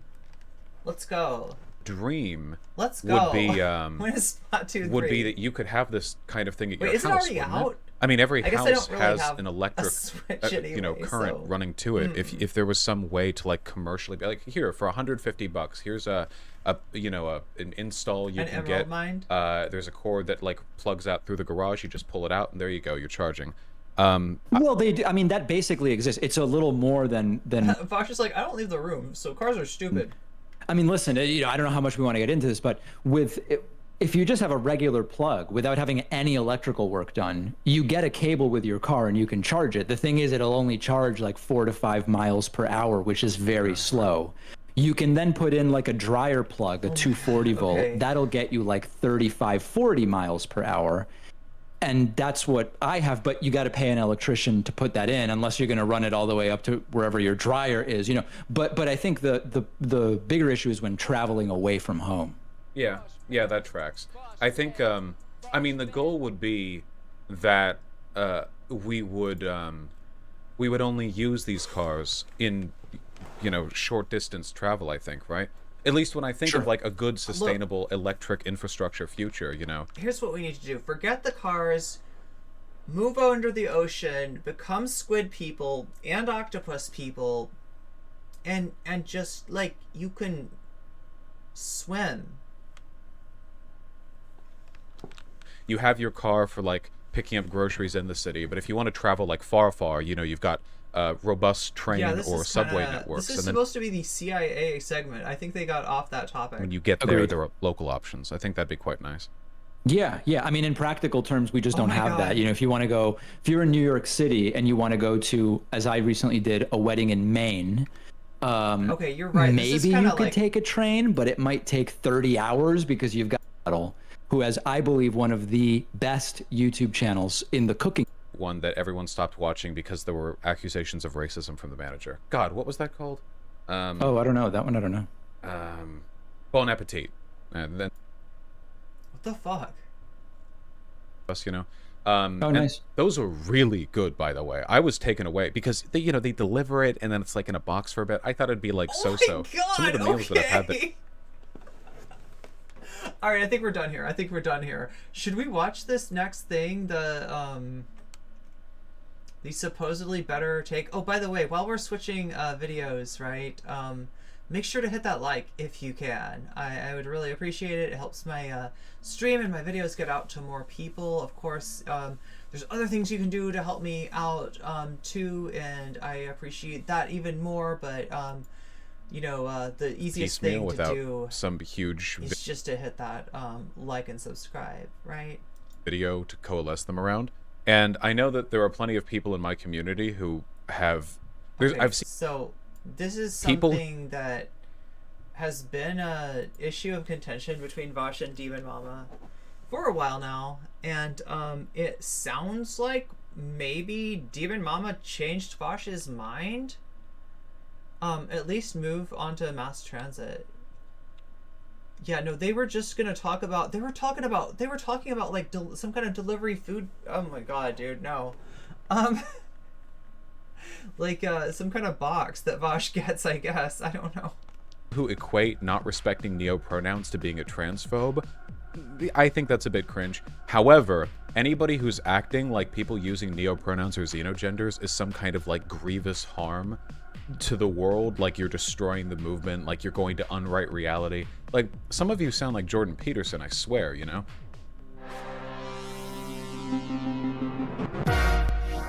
Oh yeah, thank you, Preston. Yeah. Alright, so I'm only really talking about this. Oh yeah, and we do have membership now. I'm trying to get those programs together. We're gonna have like members only chat for the like Weird Champ level, members only streams once in a while for the Secret Halo and above, and then basically, if you buy like a no-com membership, you basically own me or something. I don't know. You basically tell me what to do. Like, you are my manager at that point. So there's that. But we're trying to get that together to, like, we like kind of low on numbers right now, but I want to put together some streams, and you've already got some content if you've signed up for any of those that other people do not have access to. So look for more of that. Right now, in the way that I am, because I don't know if there's been like a cohesive video that I've made on it. For whatever the hell the no-com level is, it's actually not that low. Even though I've released my opinions kind of piecemeal without some huge video to coalesce them around. And I know that there are plenty of people in my community who have... I've seen a ton of discourse in my community. After the recent drama, I've seen people arguing about neo-pronouns, dear gender, it's xenogenders, this, that, or the other. And there's a lot of really fierce disagreement, which I think I can... Vaush take is like, you should accept people's pronouns, even the cringe ones, which was his position before the Hans panel. But Vaush is not a person to judge whether they are cringe. Yeah. Tribute to two competing facts. On one hand, my community is left-leaning, obviously. On the other hand, I'm known for being a relatively uncucked lefty. Like, I'm not one of the people who will sit here and, like, make big, teary eyes at you and go, like, if it's valid, it's valid. Like, I'm not, you know what I mean? And I'm proud of that, because I don't want to. I do try to justify the things I believe in. I like, the pragmatism. And I'm not an especially sensitive person. But yeah, we're going to be adding more stuff here since, like, I feel like YouTube is, like, the growth that I've had on YouTube is a lot faster than what I've had on Twitch. And it's looking more and more like YouTube is going to be the main, like, focus of my efforts going forward. So it makes sense to make sure to take care of people that are supporting me here on YouTube as well. By default, so I usually need a little bit more of a grounding, or like a push to believe in some things that don't make sense intuitively to me. And I want to make you all understand, okay? Intuitively, none of this makes sense to me. I just want to be clear, okay? I'm cis. So what are you saying? I've never really thought... Naturally, I think this stuff is like kind of, but after having talked to Demon Mama, maybe it makes sense. Yeah, it's not that much about my gender, seriously. It's a remarkable luxury to just sort of passively, by default, be happy with how you're doing in general. I think a lot of people are like that, but increasingly few people are, or I guess fewer people with time, because I think more and more people are getting red-pilled on how limiting gender expectations can be. So I think with time, it's not that more people are going to be like, transitioning or whatever. More like there's going to be a sort of a broad rejection of hegemonic gender roles, which we've already seen happen for a while, Even if you look outside, like, the woke lefty college communities or whatever, right now, it's not that unusual. Oh, Tara Mookney's video on vice signaling. Oh, huh. That's what Vaush is. Oh, yeah. I think I see what you're saying. Vice signal. Like, as in, like, I'm not really like one of these woke lefties, but yeah. Wait, oh my god, I might have done vice signaling at one point too, right? To see men with long... I remember, okay, so when I was, like, hanging out with Debate Bros, when I was, like, talking to Destiny, that shit is, like, required. Like, when I want to talk about feminism, I have to trick my audience as somebody that's adjacent to all that shit. I would have to trick my audience into thinking, we're talking about men's rights here. Men's rights! Don't you support men's rights? Now let me tell you, one right that men may not have thought of is your right to be free of the domination of the patriarchy. That's how I would have to sell it. I would have to get it in the back door. I would have to play a lot of 5D chess just to be like, don't you want some broccoli? And they're like, I don't want the broccoli. And like, okay, but we're going to scoop up the mac and cheese. Now we got mac and cheese and broccoli. Come on, let's eat the broccoli. Like, you really have to fucking baby these, like, Debate Bros to try to get any sort of change. That's why, I mean, I'm as much as, like, I mean, I'm glad that Demon Mama, to the extent that she was, I mean, has maybe red-pilled Vaush a little bit, and that was really all, like, I was trying to do. But I don't know. I found that even just like a little bit of pushing on these people to ask them to think more about what the effect of their platform is on marginalized people, it's too much for a lot of their egos, right? They're fragile. Virtue signaling Vaush. Not Rosh. You got a really itchy rash? So what he means is that he cares deeply about what reaction. Whoa! Another comment of the day. Wow, Wesley Foy. That is, yes. I have noticed that for a long time. I have not been able to put it in those words, but yeah, that's kind of what it is. He venerates the right-wing view to a certain extent. Now, do I think that it's a positive thing to be cognizant of the right-wing view on things? Sure. Right? But when you're into this sort of, veneration, I mean, that's when it really goes off the tracks, right? When you end up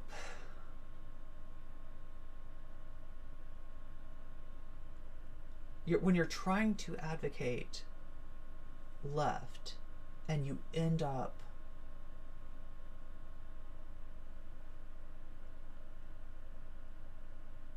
maybe even unconsciously leading your audience to the right because you have this framework that preferences, that privileges, what maybe Vaush would regard as the normie viewpoint, but really is kind of like a right-wing thing. I don't know. It's something though that I've noticed for a long time, and I think it's most of the problem that I have with Vaush is just that, is that there is a part of himself. Oh God, this is gonna sound so bad. If Vaush heard this, he probably already doesn't like me, so I shouldn't care. But I feel like there's a part of him that's not like de-radicalized, that's almost like socially engineered to make itself useful to the right. Long hair or piercings, but 60 or 70 years ago, that would have been like very not acceptable socially, Likewise with the way we dress, there are just huge changes, which I think is really nice. Obviously, the more freedom we have, as long as we're not hurting people, that's better. But we're not really talking about behavior here. We're talking about ideology. Of course, the two inform each other. But yeah, all right, let's not beat around the bush. I mean, it's not just an Obama thing. Here's the problem, is that, he's a lefty that doesn't think that being a lefty is cool. So he's got to show you, the, non-snowflake way to be a lefty, right? And what that does is it kind of preserves the core of the right-wing perspective within his audience. Neopronouns, xenogenders. Okay. So I've talked about this a bit before, and there's something I want to point out before we jump into it, and it's that I think it's important to understand these issues with a proportional obsessed with optics, yeah, sense of how relevant they are and how meaningful they are in the context of modern discourse, okay? So I've said before that I don't like it when people who have xenogenders, let's say dream gender, let's just go with that, okay? Whatever that means to you, whatever. The first thing I think of is the speedrunner. I have gotten frustrated when people will equivocate not believing in xenogenders to transphobia. That there's an equivalence between not saying, oh, you're a dream gender, so on. And that's ideologically the same as saying that a trans woman is a man, I disagree with that. It strikes to me a little bit of when furries say that they're being discriminated against the way gay people are. I don't like it. Not necessarily because it's wrong for them to be what they are, It's more about... His brand is basically the tough lefty. Whenever you're talking about social issues, we have a limited range for advocacy and defense. And in order to understand how we should prioritize our time and our considerations, we need to proportion the relative Yeah, transphobia isn't just about trans women. problems in ways that make sense. Or, I guess, to put it more flatly, the problems that people face from transphobia are simply incomparable to the problems people face due to a lack of recognition for xenogenders. I think these things are just wildly different in terms of their scale, their scope, their nature, their systemic pervasiveness, the effort and energy Okay, I don't know. Now I feel like maybe was I clickbaited a little bit? that antagonists will Maybe not all that much has changed. use to attack them. I can't tell. So I think they should be treated differently. I do believe that. Though that could change with time, at least for now. With regards to let's start with neopronouns. Okay. I've said before that I don't really like neopronouns that much because I feel like in terms of utility, they semantically serve the same role as nicknames. And I still think that's true. I think that I mean, on a level, I agree that, and we talked about this the other day, that when we were watching Lumiru talk to Law Sue, that it is a little bit weird that pronouns always involve gender, right? Because like a pronoun's just like a temporary nickname that you talk to in the context that you use, in the context of talking about a person, right? And it is a little bit arbitrary that the one quality, the one aspect of our identity that they incorporate is gender. However, I must also acknowledge that we are nowhere near deconstructing like gender to the point where you can just,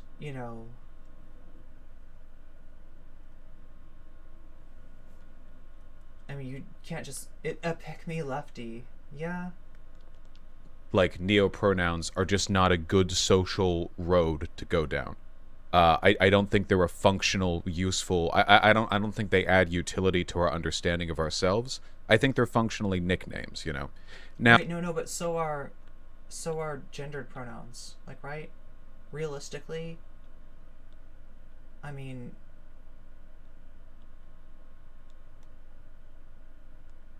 Okay, so it's a social construction, which doesn't mean it's wrong. It means it was socially constructed, and it was socially constructed. If it's social constructions are okay if they serve a purpose, right? If the person's gender is inherently involved in our understanding of, what's going on, then I guess it makes sense to regard that in our social construction of pronouns, right? But there's a lot of instances in which it doesn't matter, and you could say that a lot of other things maybe are more relevant, like if you're if you're a colonized person, maybe there's your nation is more relevant in that sense. That's kind of what La Sue was getting at yesterday when we watched Lumi interview La Sue. Now, what's important to understand here. I think you're right, Shaky Project. I think he does identify. He does call himself a gender abolitionist. It makes sense that he would have this take on neopronouns. Yeah, but like, if you're gonna have that take on neopronouns, you also gotta have that on like regular pronouns, and it's even gender, abolitionists. I don't think that most of them are talking about like, let's just Thanos snap like gender, because you can't. Is that we still respect nicknames, still, as like, do we. A lot of understanding that people need to grasp. He and Pakman are two rich kids just selling their respective anodyne center-left brands to each other's audience. You're based. I've seen Vaush talk on some Twitch streams about sexual topics, and it was cringe. Man, America's colonized my people. It ain't even funny. an individual experience and understanding themselves is objectively subjective, and I don't know why cis and het people have such an issue with it. Agreed, Grey Knight. He also calls himself an alpha male. Respect self-ascribed names or other identities that we don't consider to hold a lot of social utility. Okay, like, so to put it another way. that's what I was talking about, social utility, but I'm going to say that gender, in most cases, serves zero functional utility. Like, if I'm at, you know, the grocery store and my butt's big and it's in somebody's way, and they say, "Excuse me," it doesn't really serve any utility to call me ma'am, rather than just some random other, you know, I mean, I get that's not a pronoun, but do you know what I mean? It's kind of like, sometimes this formalized referencing of gender is just not serving a purpose anymore, and it's there because of historical reasons. Maybe it's there because of division of labor. It's there for all these reasons that don't exactly apply anymore. So, you know, yeah, in that way, you could say that some of these xenogenders that people are always liking to always want to straw man, some of those maybe make more sense than, you know, our current conception of gender. But these things can exist in superposition. Just understand, right? Like, if one format of gender makes more sense to you at one time, you know, there's no reason not to have, you know, multiple of those schema in place, and some people do. I don't like religion, you know, I'm pretty anti-theist, but I'll still respect a person's religion. In fact, I generally think that when you're talking to a religious person, unless they're using their religion as like a legitimizing mechanism for bigotry, you know, they're using it to hurt people, you should be respectful. I mean, it clearly means a lot to them, right? Now, I don't give a fuck about religion on its own, but it clearly means a lot to a lot of people. And I think that just as a basic measure of respect, you should be respectful of those beliefs. And in fact, I would go so far as to say that it is bigoted to be discriminatory against a person for their religion, even if I think religion is bad. I mean, we all agree with that, right? Like, if you're targeting, like, Muslim people, and you can deracialize it if you want, you know, let's just say targeting Muslim people, even if I don't like or care about Islam, even if I don't like religion as a concept, I can still morally condemn people for being prejudiced against Muslim people.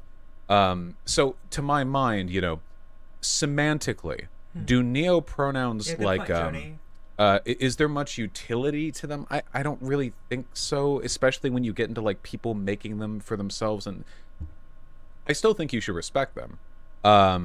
I just, there's a huge difference between I disagree with this thing, therefore I will oppose it, and I disagree with this thing because it doesn't seem like the right road to go down, but as long as we're here anyway, I'll respect it. To me, I think those are very different things. The critical difference between the two examples I just used is that religion has done immeasurable harm, at least in some respects, to the world, and neopronouns have done exactly zero harm, you know?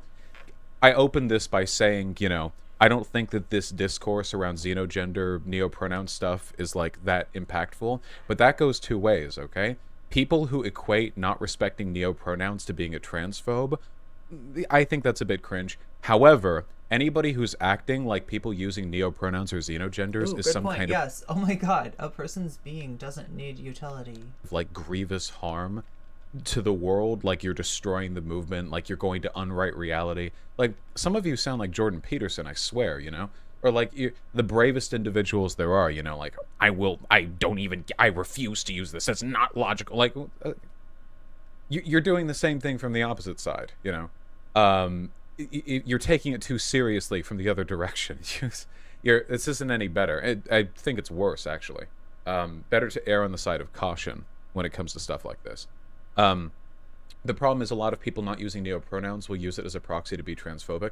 While that's true, Danny Fallen, keep in mind there's also probably a heavy correlation between being homophobic and thinking furries are degenerate, right? And those two things often overlap too, because a ton of furries are LGBT. while there are overlaps and correlations and meaningful relationships between these ideas, I still think it's important to distinguish between them in terms of their relative social scope. Now, I'll talk about xenogender. Yeah, and that's what this is kind of about. If you want to understand this in terms of like a movement of thought and of identity, it's a movement towards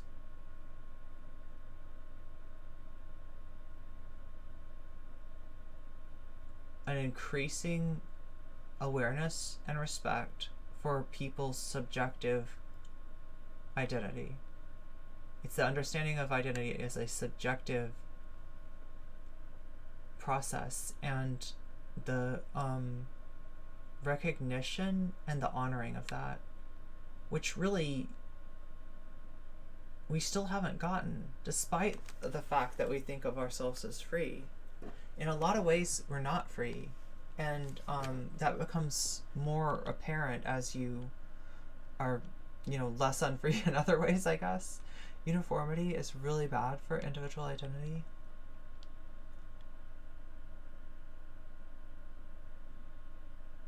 I mean, yeah, it's an acknowledgement and a sharing of people's essence, as Sabrina said, and that wasn't focused on in the past or even really given space. I've said this again before, and this goes the same as with neopronouns. I don't think there's much utility to the use of... Jordan Peterson gets mad because he thinks it's a way to distract him and accuse him of bigotry. Gender to describe what is essentially just an identity. Gender, as I understand it, in the way that it makes baby's first foray into internet culture most sense to me, is a set of social roles, expectations, and identity associated with sex. Peterson is literally Vaush's father. So you have, know that. Man and woman. Leftist 40K fans rise. In, you have non-binary. You have cultures with third genders or similar comparable ideas. And usually there's a relationship there, too, between one's gender and sex expectations. That doesn't mean that you have to be that, only that that's kind of how these terms and concepts arose. Now, if you go ahead and say that gender can mean any kind of identity, like, I've used this example before, but as silly as it sounds, I don't think it's inaccurate to use this. Gamer gender. There are plenty of people out there who care more about being a gamer than there are... than some cis people do about caring about the gender that they are. You know what I mean? It is very much the case that there are people who, if that xenogender stuff was really normalized, might call themselves gamer gender. The issue that I have with this is that at this point, the term gender is just kind of supplanting the term identity in a really weird way, which I don't like. First of all, it seems to kind of erase the utility to distinguishing gender as a concept that we fight against, because then gender is just anything, and then you have the elements of gender that I would consider are kind of bad, like everything pertaining to their roles and expectations associated with sex, and then we're just mixing that in with identities in general, but I don't have an issue with that. Bring back satire, celebrate rogue traitor. Hug grandfather Nurgle, attack from the skies, my siblings. Identities, not even expectations associated with identities. It's kind of confusing, not in the sense that I don't understand it, but more in the sense that I feel like it's not very worked out as a concept. I've said this before, but you could conceivably have, like, Nazi genders, you know?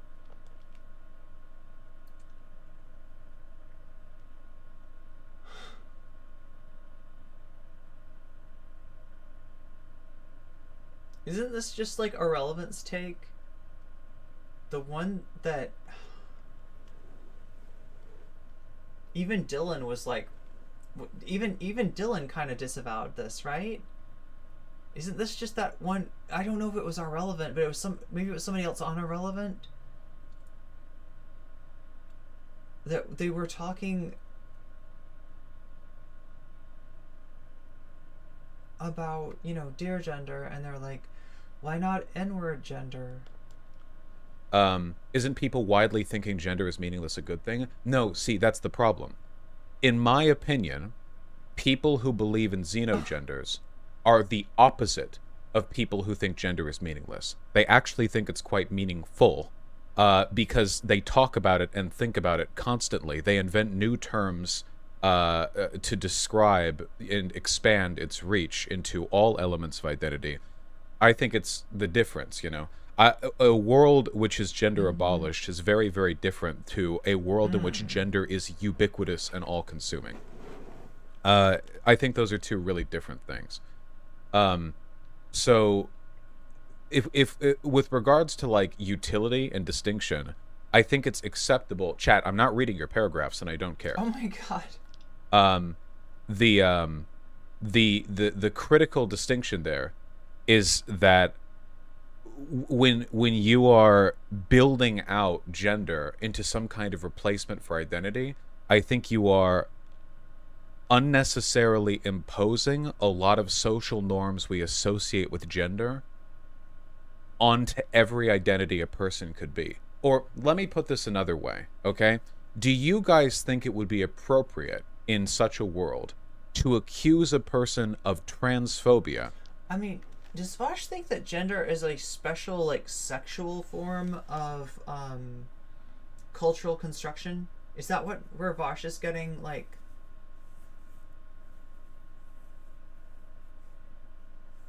Is that where he's having an issue? Is that, like, he thinks that gender refers to something specific when it's really just, like, okay, like, what do you wear? How do you present yourself? How do you act? You know, what is your... It's... How does he not just see this as, like, it's cultural? Like, it's just cultural. Like, in some cultures, it's, do you like desserts a lot? Right? You know? And then, like, it's literally just, like, what part of culture do you gravitate towards? What way do you express yourself? What way do you, like, wait, that I don't understand how he sees this as something, you know, uniquely... Is that where he's going with it, though? Does he think it's, like, uniquely, like, sex related, or... Because they don't think you're a real gamer when you identify as gamer. I was thinking about gender as being nothing but your essence at base level, and then whatever you personally want to add, you add whatever you personally want to it. Gamer gender, or to put it another way, is that a world you want to live in? Because this is not a world I want to live in. Okay, I absolutely do not want to live in that world. I do. This is gonna make me want to change my pronouns to salty. Not want discourse for transphobia and gender to expand outwards and to consume every single kind of identity-based argument, you know? If a person accuses you of not being a real gamer, you should respond by 1v1ing in Call of Duty, okay? Not with accusations of systemic bigotry. I don't think that gender is something that you decide as much as, like, something that you notice. And it's something that you can't really notice about anybody but yourself. I do not think the xenogender stuff is like a good road to go down. But as is the case with neopronouns, just because talks out of both sides of his mouth a lot. I don't think it's a good ideological route to take doesn't mean you should be disrespectful towards people in the meantime. I just don't see any purpose to that, I don't think. He relates everything to... Do you understand? Vaush, I think this is a straw man. Most people who use xenogenders also reject the flippant applications of things like gamer gender. We've talked about this before, and the issue is they do so arbitrarily. What they're really saying is, I think xenogender should apply to the things that I find valid, but if I think it's too okay, I almost feel like this is the more interesting part of the video. Silly, then I won't. That's not a real argument. I wish I'd made this two different videos. Somebody could make the exact same argument from the other side, you know? A gamer gender identifying person could say, well, why the fuck do you think that you get to draw the line arbitrarily? If you believe that gender means any kind I don't even play COD. Damn it, Vaush. kind of identity, there's no limit to that. There's really no logical distinction. And you could start constructing gender-based identities around a lot of bad things too, you know? Super straight was one of the things here.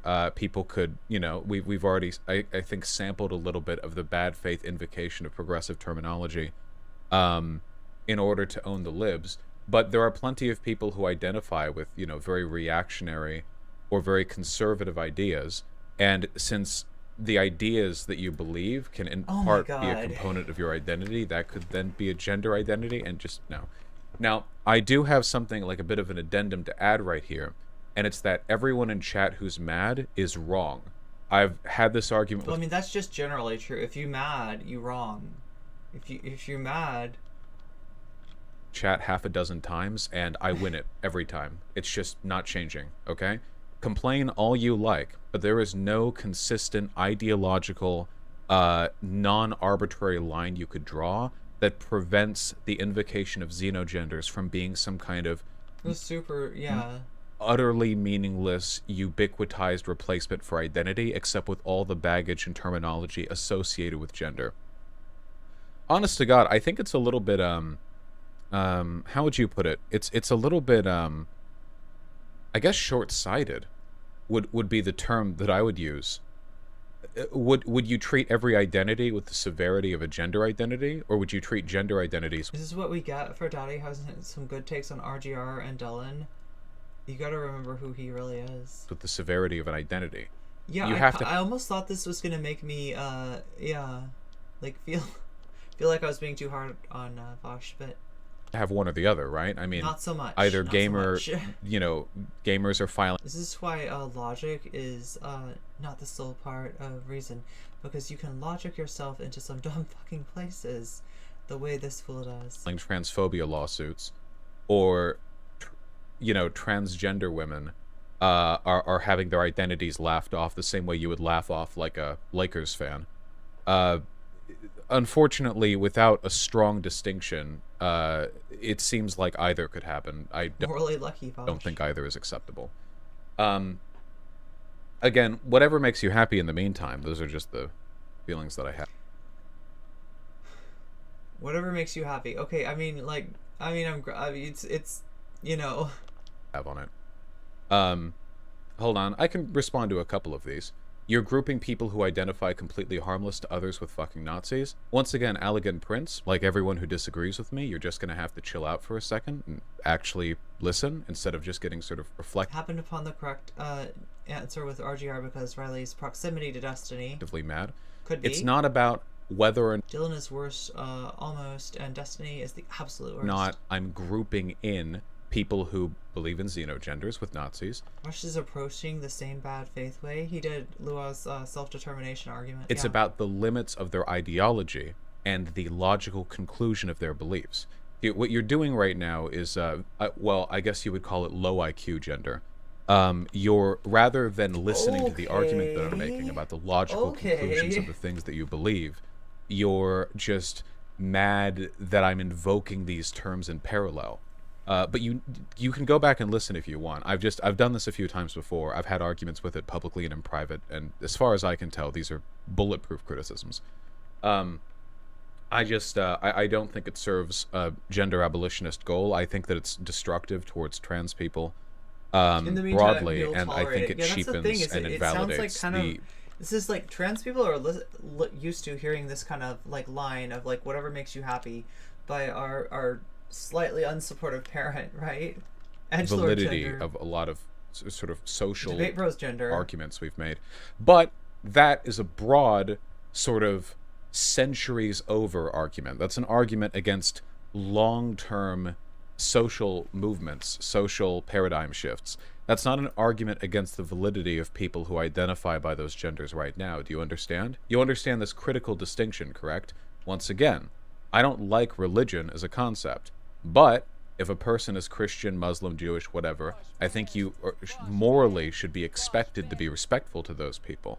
So oftentimes people will hear this and they'll think I'm sort of, you know, enabling harassment or bad treatment. But I think to interpret me in that way is as incorrect as to reject. No, I think it's just like a weird, like half-hearted gesture towards allyship that you're not really ready to make. So I don't know what to say. Everything that I'm saying altogether. These things have to be held in tandem. They can't be ignored. There's a standard that I like to invoke, I think, or that I've thought of invoking, when it comes to It's transphobic to see trans people in the same way so many GC points boil down to, not being validly actually the gender we are. Everything comes down to utility for Vaush. It's his strength and weakness. How would you Oh specifically god, that sounds so reminiscent of Destiny. delineate between gender identity and explicit identity, a set of roles and expectations associated with sex? That's the distinction that I make. And I think that's both historically, contemporarily, As if these groups need saving by Vaush. valid. I think there's a lot of utility to that distinction because discrimination along identities associated with sex is categorically different to discrimination associated with identities And here is prescription for valid gender identity. that are not aligned along sex. So I think there's validity there. There's a way of thinking about this that I think is reasonable and helpful, you know? In this world, the world we live in right now, you know, we have a number of fairly... I'm not reading these paragraphs. Emotions are illogical. We have a number of fairly No way bring religion into gender debate. arbitrary social standards that we adhere to and give great respect anyway. So we have gender. We have gendered honorifics and gendered pronouns. We have horoscopes. We have, various kinds of religious identity. Now, there's nothing objectively meaningful or valuable about these things. They're valuable because they hold value to us. We constructed a world where these things meant something to us, and we're trying to acclimate people's need to have those identities validated. Right? That makes sense, right? But you could easily imagine a different world, can't you? One where instead of 2 genders being the expected norm, you have maybe 4. 2 associated to each, hegemonic sex. Or you don't have horoscopes, but instead Christ, we have differences between cultures here, don't we? India has their 3rd gender. China has a different calendar. They give great value to the, which year you're born in, year of the horse, year of the chicken. The Japanese believe that your blood type corresponds to your personality to an extent, which if you've ever watched the noted terrible anime My Hero Academia, is the reason why the blood type of the heroes is listed alongside some other characteristics they have. I thought that just got started in JoJo's. Now, these are... That's pseudoscientific, They're though? constructed. Yeah, that's my culturally. point. So close. Religion. That's the point, yes. The point is that these are all arbitrary social standards. This is a classic transphobic move. Talking There about are ideology. hundreds of these standards all around the world. But you could easily imagine a world in which things are a little bit different, right? I don't think that would be particularly difficult. In fact, I think any imaginative fantasy or sci-fi author, if you've probably read any of those genres, you've probably seen worlds with very different and meaningful, arbitrary social standards. Now, the thing that's essential to understand is that the only reason we consider some issues more valid than other issues is because we chanced into a world in which these were meaningful. I'll take one which is not considered meaningful in this world, at least not in the West. Otherkin, okay? We don't really take otherkin seriously. Broader society certainly doesn't, and even in progressive movements, they're usually just sort of treated with a... Wait, don't people love that anime? A sort of, a passive acceptance. I think that's the most they tend to get. But you could imagine a world in which the concept of otherkin is actually really quite important to people, and maybe gender is significantly less so. Right? You can... Chat, I need you to follow through with me here. You can understand that, correct? That there might be another world where some equally arbitrary but otherwise, undifferentiated set of social standards may have arisen. If you can imagine that, then understand this, okay? Everything that I've said right now, and everything that I'm ever going to say on any of these subjects, is done from a position of arbitrarity which is as baseless as any other potential world with these arbitrary systems that you could imagine. The only reason we take seriously some issues, like transgender rights, but not other issues, like otherkin rights, is through a completely arbitrary, a choice of worlds. And it's important to keep that in mind, because oftentimes the logic warriors, the reason paladins, both in my community and many outside of it, will attack things outside of our collective Otherkin is important to people in this world, though. Sphere of understanding and caring, as though there's something objectively wrong with it. Do you have any idea how many times I've seen in this community, like the otherkin, like, well, you're not literally a wolf. Pardon me if I'm wrong, but I think logically this is about the same as speaking to a trans woman and saying, well, you didn't literally just grow a vagina. Right? For some reason, somehow, it seems like the ability to logically process... He's saving himself for his chance to, with Princess Toadstool? What others believe, or what others... We're not talking about other worlds, we're talking about this one. You and your damn hypotheticals. What others have said. It just sort of falls... I agree with him that what is deemed valid or not arbitrary is arbitrary by wider society. That doesn't make it good, though. ...to the wayside. Well, you not grow, necessarily. You can, you can bottom surgery or whatever. I guess the issue that I have is that there are some people who are essentializing the systems that we have to an unnecessary or unjustifiable degree. Do you guys, can you agree with me on that? Essentializing... well, they're busy wooing, so, you know. What? Hey, what's up, And Proto? essentialization is, as always the case, the enemy... We already got through Vaush versus David Pakman. Now we're taking on Vaush's take on xenogender, xenopronouns, stuff like that, right? And I think that it's changed, and just not as much as I thought, maybe, based on the thumbnail. Right? I don't know. The Vaush is somewhat moderated as, you know, it takes on these things, maybe. And it's trying to clarify that. Of any kind of meaningful sociological analysis. So just proceed with that in mind. Now, again, I think gender identity is probably more intrinsic to self-identity than a horoscope. It seems like a really bad analogy. I don't think these are really that serious of issues. I don't think it's that serious to say, you know, whatever, okay, it's some side thing. I don't know if that's the road I want to go down, but in the meantime, I'll respect people's identities. I think that's a perfectly acceptable position to take.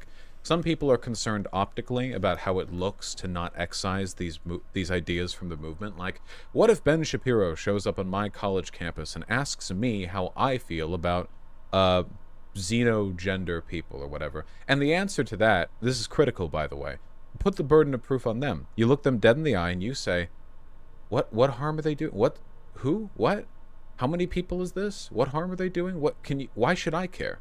What? I don't know. They're living their life. What? Put the burden of proof on them, and then they, you know, of course, then they have to explain that the ideas of gender are being destroyed. Who cares? What do you? You saw like a person on Twitter and your gender is dead. What are you talking about? Why are you wasting my time? As different as I thought they were going to be. Thinking about this more than they do, probably. What do you? You put the burden of proof back on them. The substance of these issues. Because he said something about the uncucked view or something, and I thought that was like a Demon Mama phrase, that a way that Demon Mama had put it to him. Is as it happens, it's really important to a lot of cognition and culture.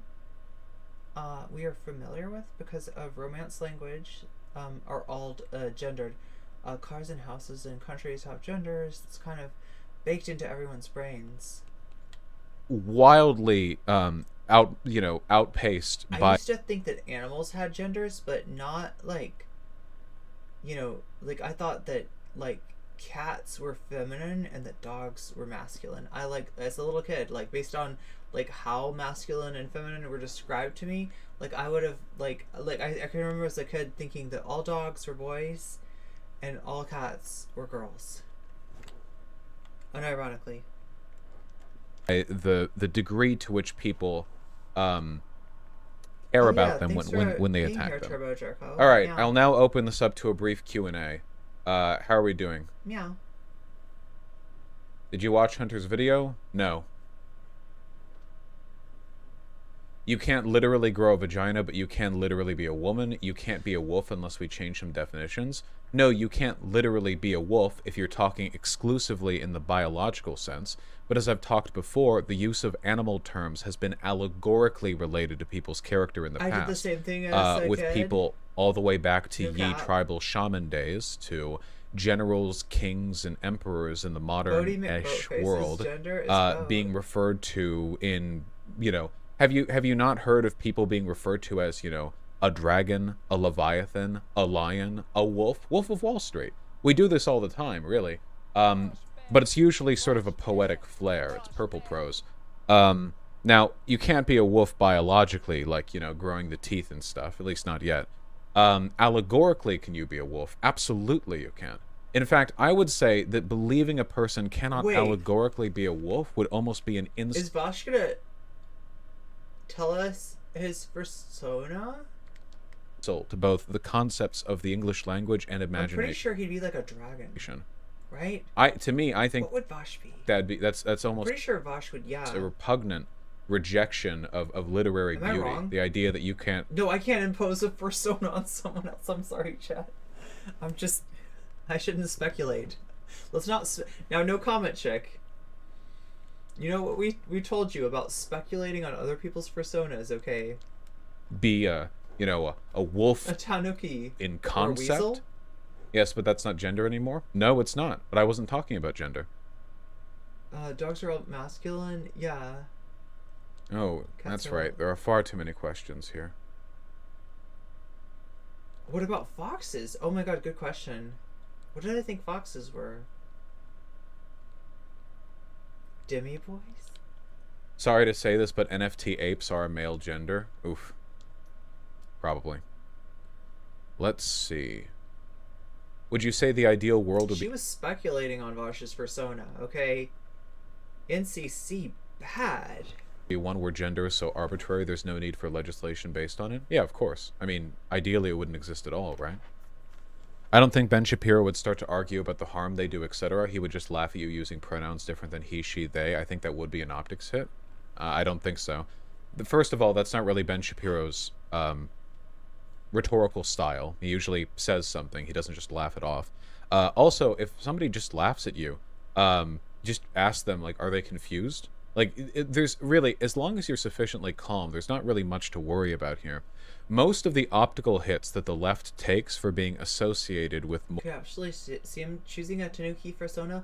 Oh, that's right. He wore that onesie that one time, right? More outlandish identity-based ideas, it comes from people being overly earnest and incompetent at defending them. You don't have to invoke hardcore gender theory to defend them. Just take it calm. The burden of But I wasn't talking about gender. Then talk about gender. proof should be on other people to explain why the things you care about are harmful. Fox demons, traditional female vixens, that eat men's livers, where their courage lies. Not the other way around. If a person asks you to justify this, that, or the other, why? You have no obligation to. They have to justify it. We live in a free society. People Software running on K9 hardware? should be able to do what they want as long as they're not hurting people.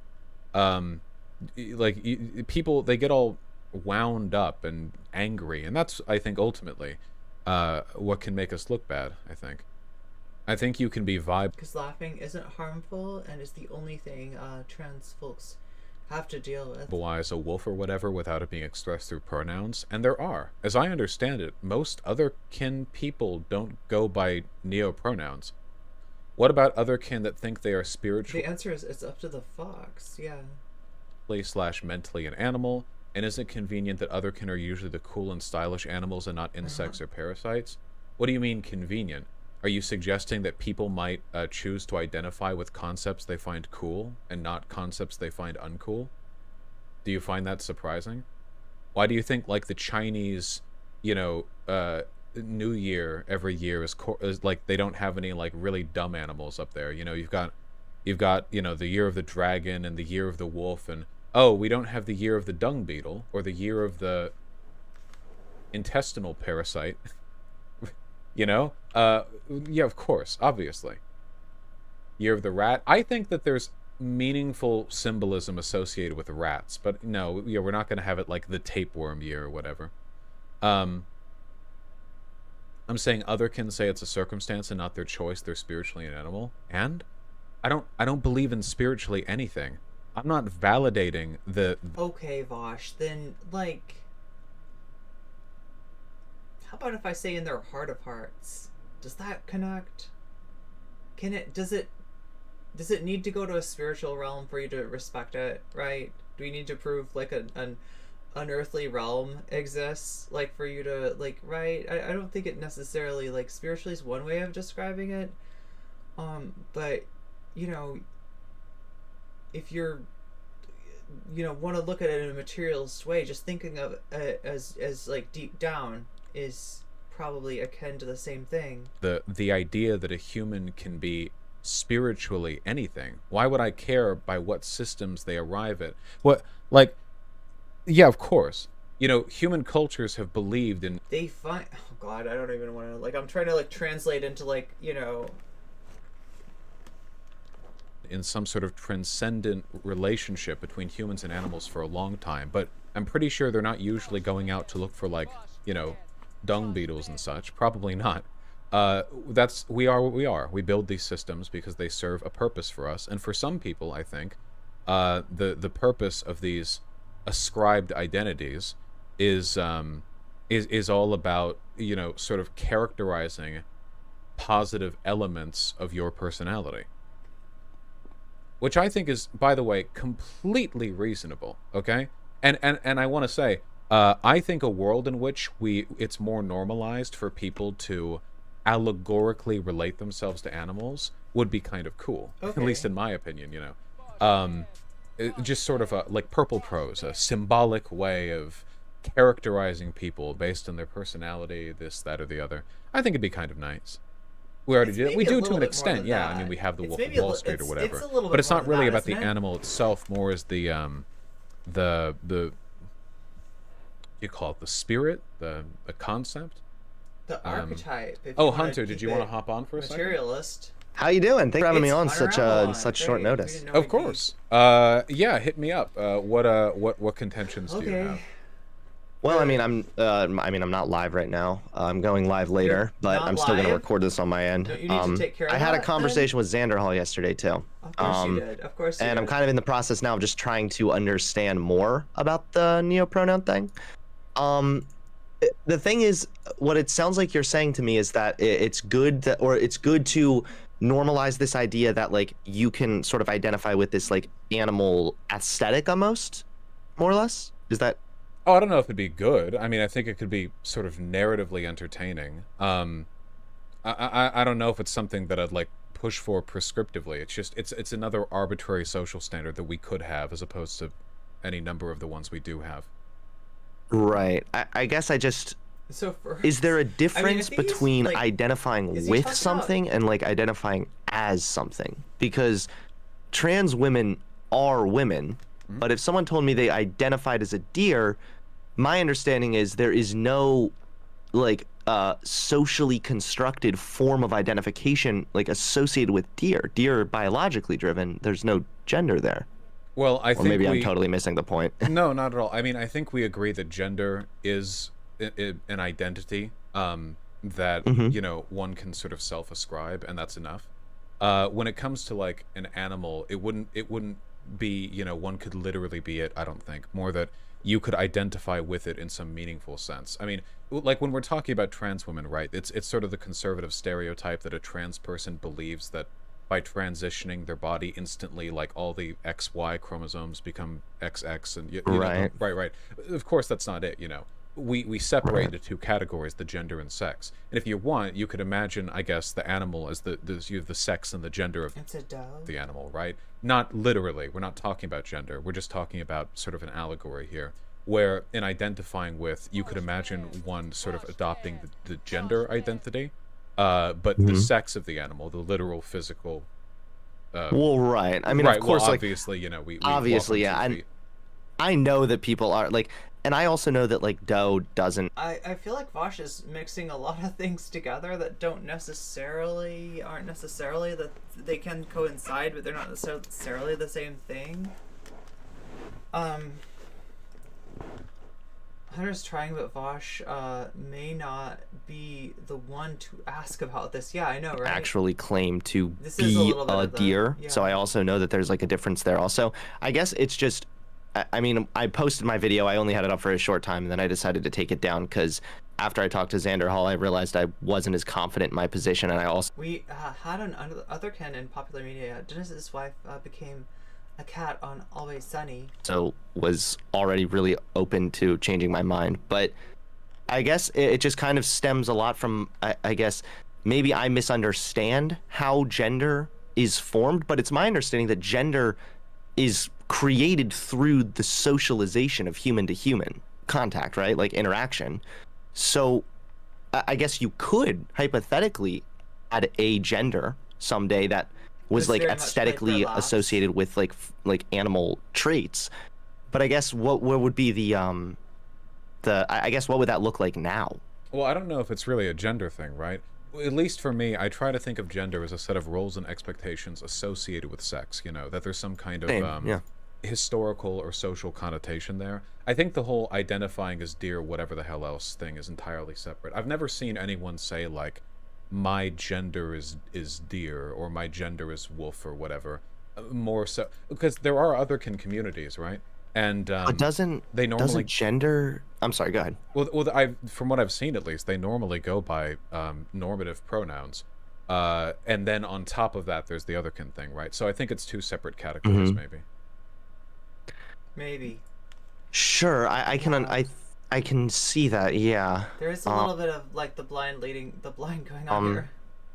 I'm trying to figure out like the next question to ask, just because. Right. So like, doesn't gender dictate pronouns, more or less? Like, not dictate. Maybe that's a bit of a harsh word there, but rather isn't it basic? Don't you select your pronouns based on your gender identity? Isn't that usually how that works? Yeah, I mean, we have gendered pronouns in English, so I think there's like a strong association there. I mean, certainly most people who identify as men would go by he, him, or whatever, but there are people so who when go someone's by he, saying, they, or but when they want it pronouns, that sounds like to me what they're saying is that they are identifying as a deer, right? Because they already said they identify as a deer more or less, or that was my understanding at least. And then they're also being asked to be referred to with it pronouns. So that maybe that's where the confusion came from, that it was like their gender identity and not just like an aesthetic. I think it might be I think there might. She wasn't really a furry though. She just like she got her physically augment. Oh, in Always Sunny, yeah.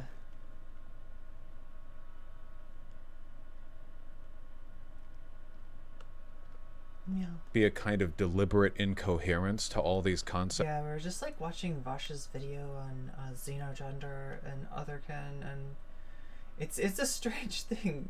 He's talking to Hunter Avalon, who I guess just talked to Xander Hall. Like, you know, it's kind of like, I think Xander Hall talked to Demon Mama and then changed some of his takes, and then Hunter talked to Xander Hall, and then Vaush. I don't know. It's like there's some minor revisions with Vaush here. Not as much as I thought maybe was gonna happen, but and then Hunter's just kind of asking Vaush questions.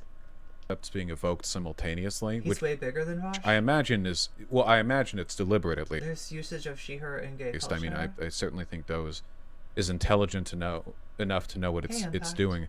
I think it's not so much about, you know, the pronouns specifically being delineated by gender identity, or the doe thing being deliberated by, you know, gender identity. To me, I guess it would be more about, you know, twisting the existing paradigms and boundaries that we have concerning these ideas to a point where whatever ascribed social meaning we hold in relation to those terms or associations would best align with its self-perception. I guess, I mean, Right. again, like, to me, this is terribly abstract because I've never had to think about any of this stuff, but I try to think of it. It seems like they're both trying. It's weird to identify. It seems like a personal.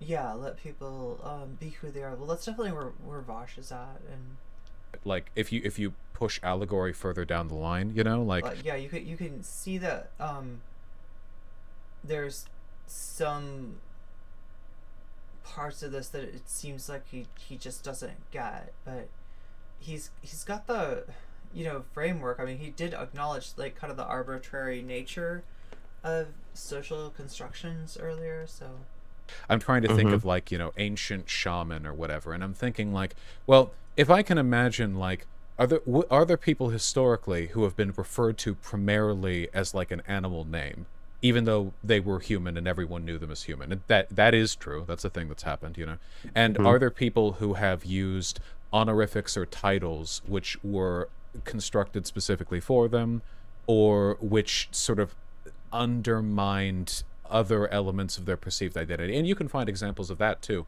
So I think if you add all that up, there's precedent, and it's just sort of And if I love how he has to find precedent though. if it's specific to the person, doesn't that kind of? I'm sorry, I didn't mean to interrupt you. No. I was rambling at that point. No, it's okay. It's just it like, I understand what you're saying. I also saw someone said mention how we actually refer to boats as she, her. So like pronouns obviously have some flexibility there, but if it's unique to the individual, then doesn't that kind of defeat the point of it being a pronoun? Well, in terms of like semantic utility, I do believe that neopronouns. Well, because right, that was my argument. Yes, that was my argument against it's pronouns. Yeah, like literally still do in indigenous culture. Pronouns at first, but being like against it because I usually argue it from a perspective of utility. I've also found that argument to be really effective when arguing with like conservative transphobes or whatever, by pointing out how like it actually makes way more efficient. Like it's more efficient to refer to trans people as their preferred pronouns rather than try to like jump through this long tangent about how like they look like a woman but they're biologically blah, blah, like whatever. Like, so I usually would make the utility argument as well, but then people are saying, well, you should be respectful, you should be nice, and I agree with that. But yeah, if it's unique to the individual, it just seems like that defeats the I think it's like any pronoun other than he, she, or they. Purpose of the pronouns. Aren't pronouns supposed to be broad? Well, I agree that semantically neopronouns serve the same basic purpose as nicknames or something else like that.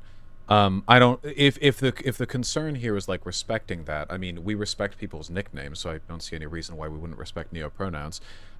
In terms of like arguing in favor of it, I don't know if there are any arguments you could use against a conservative that would legitimize the validity of a neopronoun. Right. Good point. I'm not even talking conservatives. Even I'm trying to understand it myself too. You would have to bite the bullet on it, I think, or to put it another way, I think it's difficult to mount a defense that would be convincing to someone who wasn't already on board with a lot of weird sort of gender stuff. If pronouns are constructs, then why would any of them be neo? I mean, yeah, that's,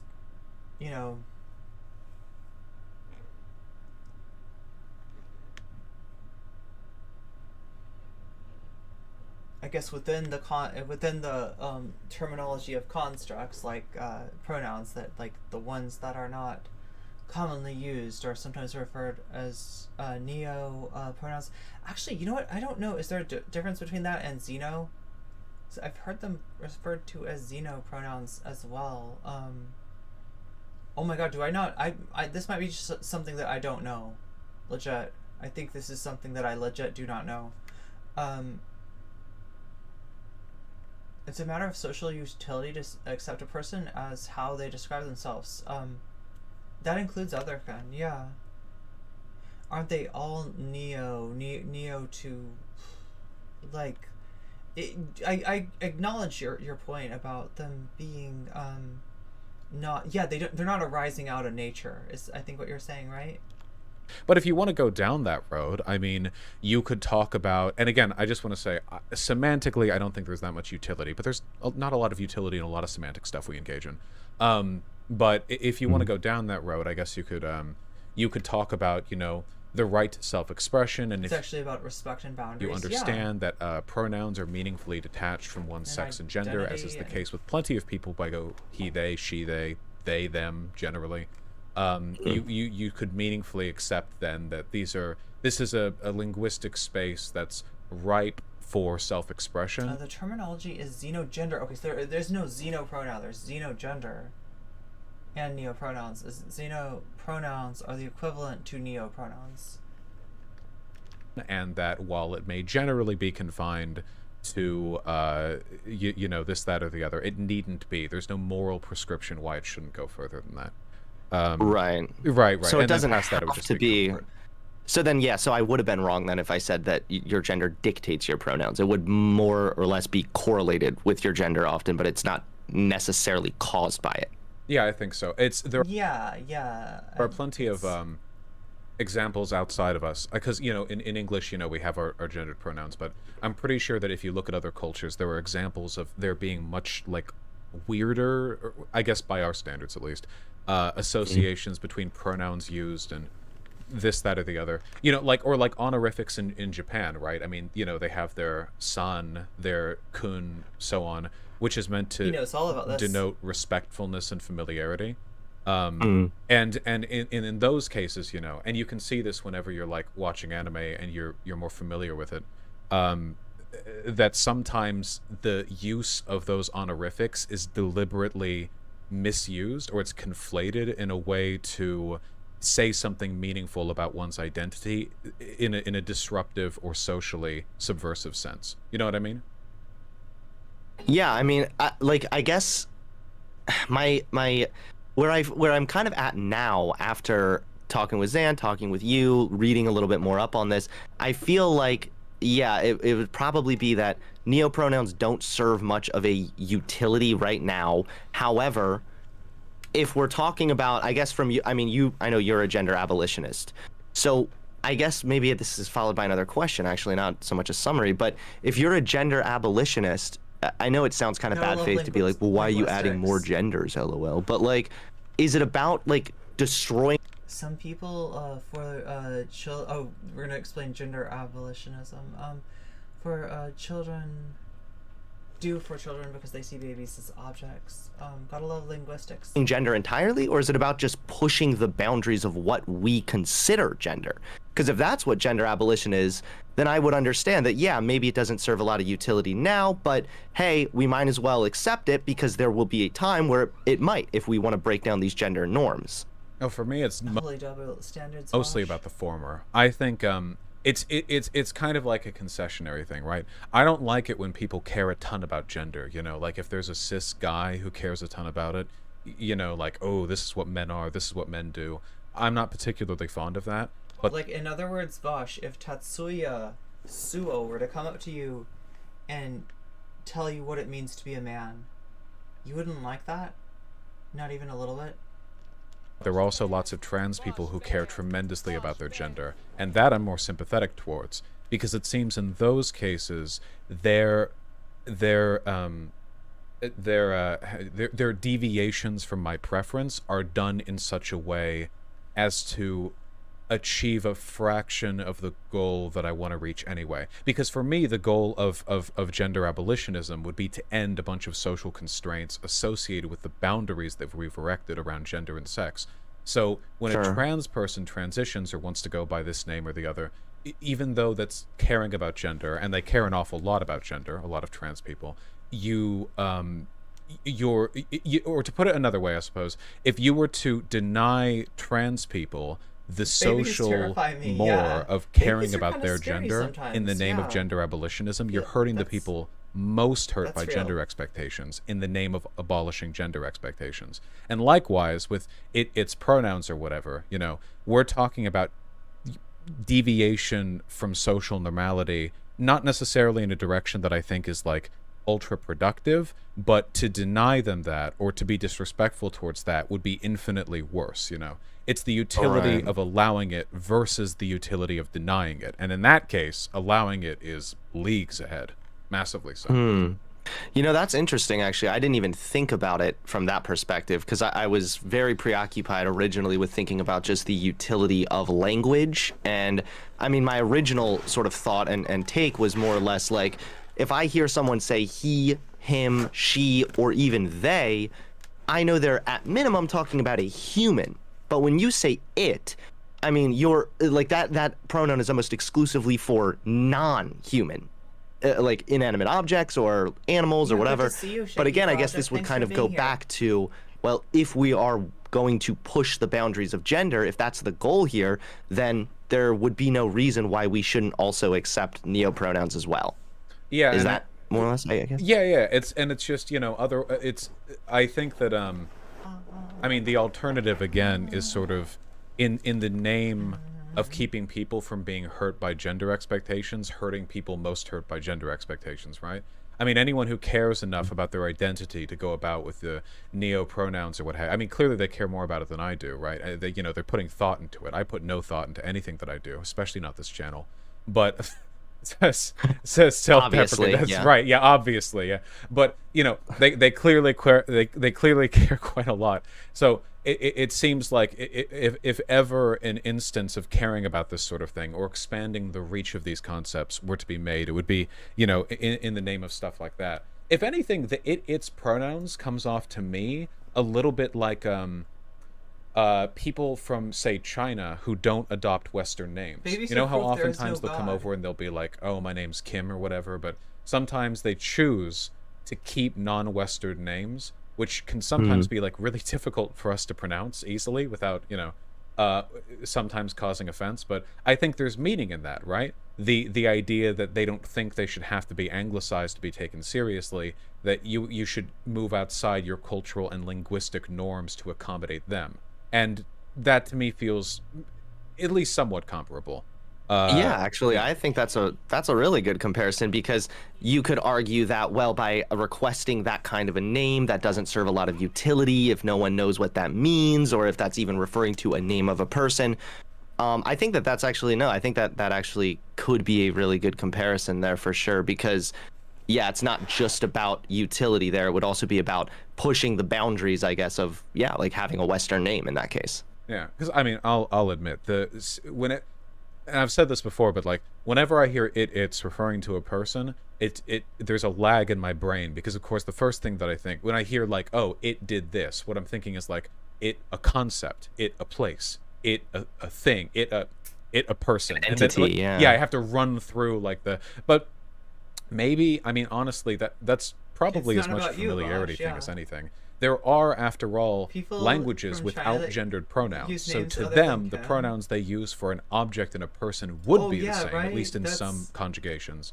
And they clearly are fine with it. So that's probably more of a familiarity thing with it than anything, you know? Yeah. Yeah, I think that's really interesting. Some people in the chat are being funny. They're saying I'm just going to absorb Vaush until I become an entire Vaush light. No, yeah, that's the goal right there, guys.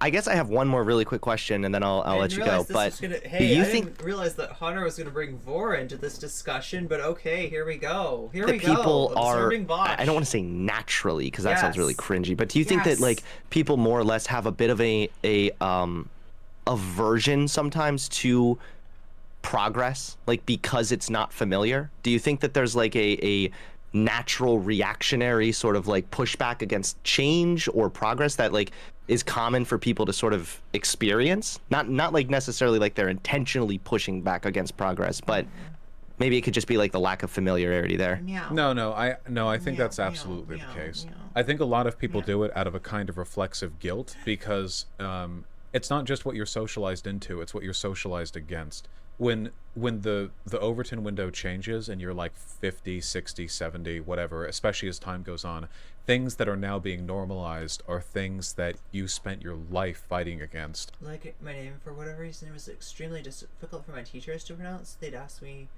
for nicknames because I never gave them one, because this is my name. Which means that you have a pretty strong like moral investment in rejecting them, because the alternative would be acknowledging that you were wrong the entire time. You know, just recently, one of the... And when you do that, you have to say... Vivian was right! Yeah, it's tough. It's really tough. You sometimes fall off a trampoline backwards when that happens. It's really tough. Surviving members of the band Queen was saying, you know, woke nonsense has gone too far. They would need to have a trans person in Queen in order to make it today, which is silly for a few reasons. First of all, what major band has a trans person playing in them? It's clearly not the case. But also, they had fucking Freddie Mercury. 2 consonant clusters? Oh my god. In there. Now... Oh, the fucking Queen... Yeah. Now, I wasn't around back in the 80s, you know, but I'm pretty sure Freddie Mercury back in the 80s was as, if not more, socially disruptive than trans people are today. I mean, that was like his thing. He was half musician, half just sort of sex wizard. Sex wizard, you know. Okay. But damn. Was Freddie Mercury right, a well, sex right? wizard? I mean, but time moves on. Wait, so, what? Was Freddie Mercury regarded as a sex wizard?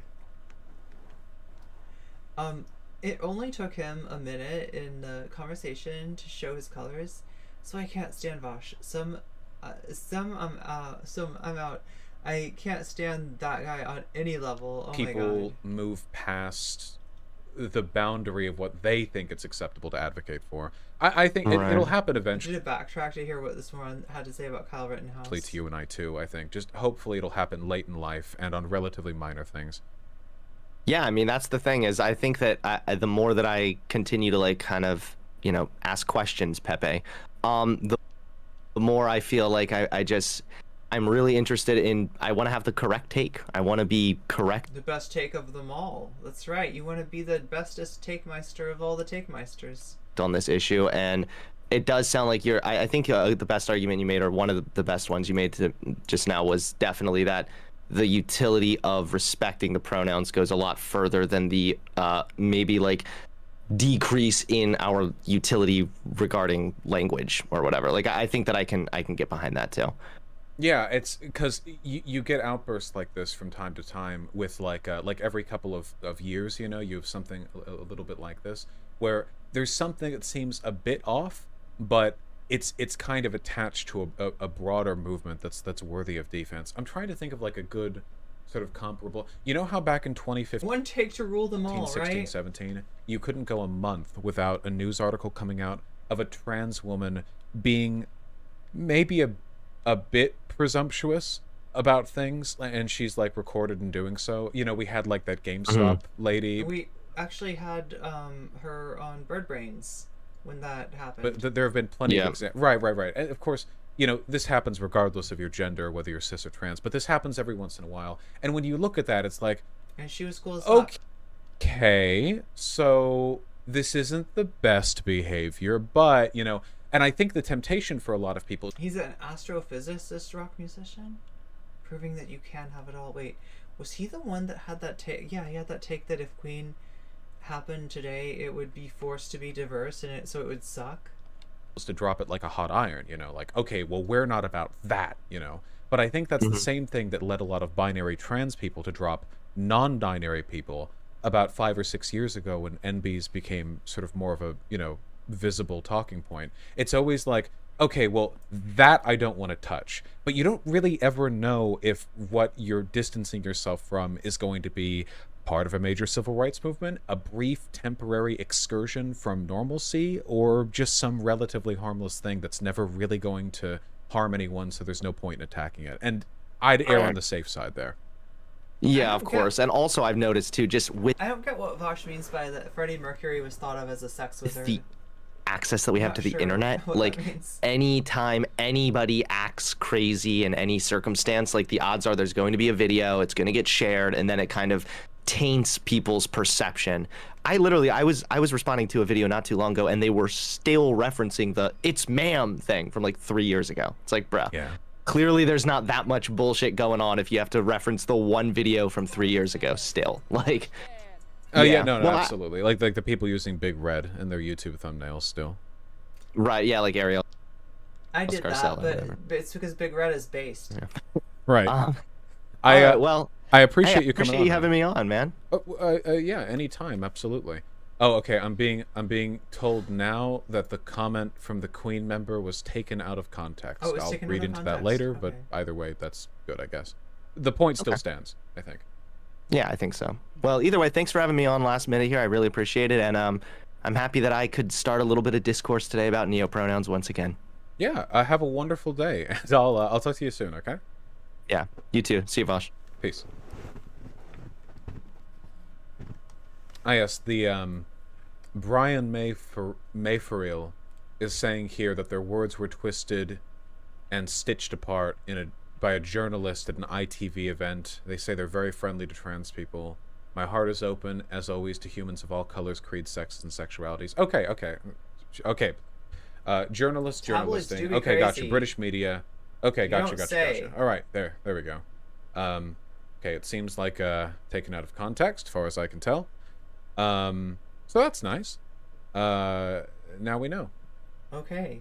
Is that true? It was taken out of context? Vaush not addressing it's being a slur is super disappointing when it's one of the most discussed topics in his community. Wait a minit. I think I might have retweeted that, and then the person that tweeted out originally took it down, so I ended up deleting the tweet. All right. Get ready for it. Get hype. Get hype. Okay. What are we getting hype for? Here's my hot take. Are we hyping ourselves up? I don't care. You're like people who get angry at trans women who call each other like the F slur. Okay? I'm really sorry. Listen, if a person asks you to call them by it's not a slur. Slurs are words specifically constructed to designate malice towards a given group of people. It's is something which is used offensively against trans people, usually trans women, to invalidate their humanity. But that doesn't mean it's is a slur. If it was a slur, it wouldn't have use as the most common pronoun. It's just something that's often invoked in that respect. But if somebody wants you to do it, I just don't know how sincere sometimes those concerns are. I'm sure they're sincere in many cases. Just sometimes it feels like, oh, I can't use your appropriate pronouns. That would be disrespectful. It would be disrespectful to gender you properly. Like, I don't know. It just seems sort of a bit odd to me. I'm not really sure where that would come from. You're not hurting anyone. If they ask you, what if a black dude says their pronouns are the N-word, and then record them saying that before you use it? Okay. Oh yeah, true. Wait, that's completely true. That's perfectly true. Okay. Most often, when people want to hurt trans women, they don't say it's. They say he, him. Or is he, him a slur? I don't think so. I mean, I don't think so. So yeah, I don't really think that's a slur. In all seriousness, though, if somebody says my pronouns are N-word with a hard R and soft A, I don't listen. This is just my personal opinion, okay? Hard R and but a soft A? I think it's okay to reject somebody's self-ascribed identity if they're fucking about with you, okay?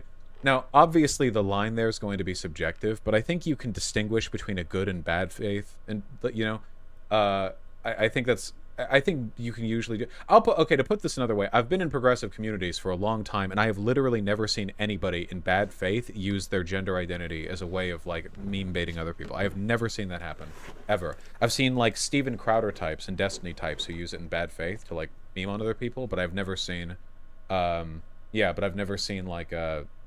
progressives do it. It's always anti-progressives who are doing this shit. Lauren Southern legally being a trans man. Yeah. Anyway, I just don't think it hurts anyone.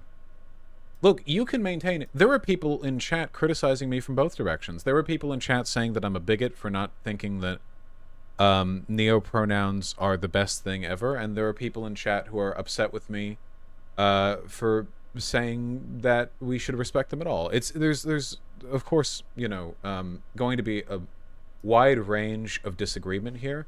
And I respect. Shut up, Joe. And I respect. Okay, so here's the deal. I have noticed that over the past week, because of the RGR Demon Mama thing, I have been covering a lot more of the debate bros than I usually do.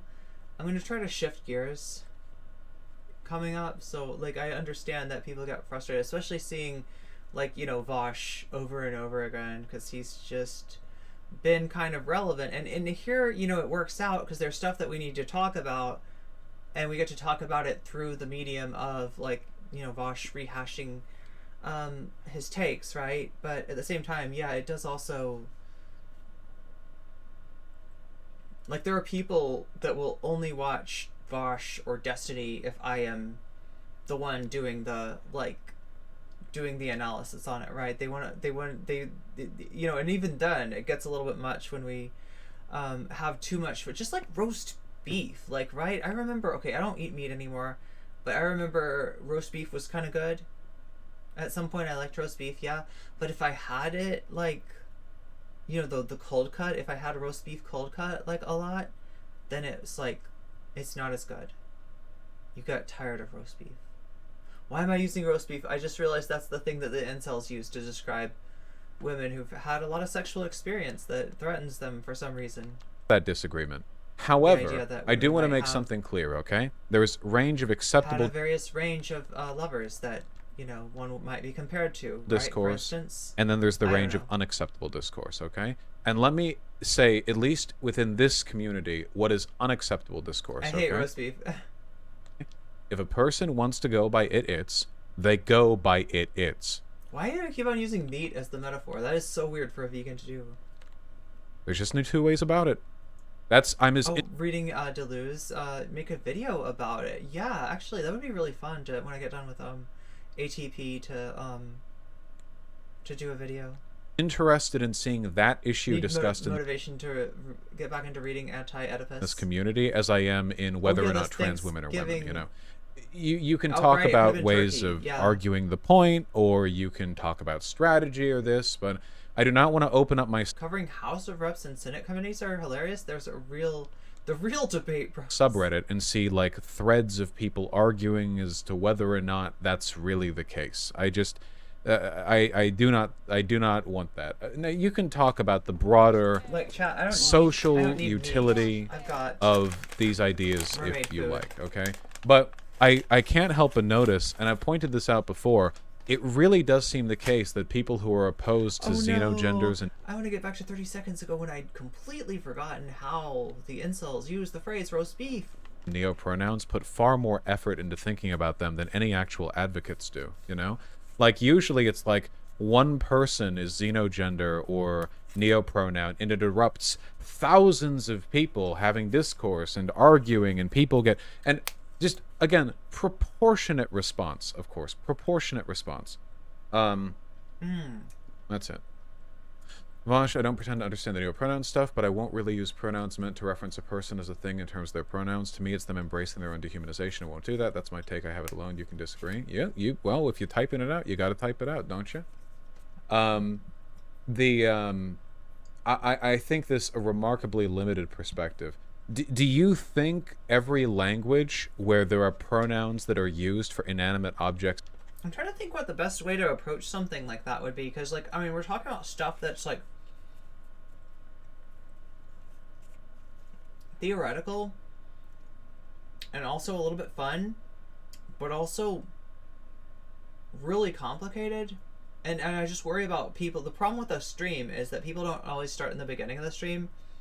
And, like, do you know what I mean? If you get into a discussion of Deleuze in the middle of, well, that's just another body without organs. I mean, really, you know, it all goes back to lines of escape, and you know, we really have to consider the rhizomatic arrangement of the, like, right? It's just like, oh my God, you'll lose so many people. So it's hard content to do, but especially for, like, oh yeah, getting your personal. Oh yeah, good luck with that grad application.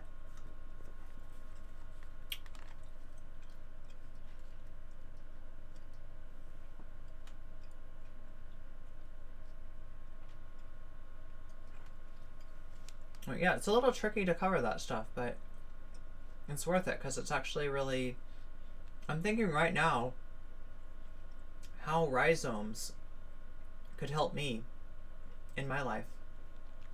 And for people, is like a language which dehumanizes people. I mean, you could, yeah, like embracing the dehumanization is part of the point. Why do you think there are, like, why do you think ContraPoints refers to herself?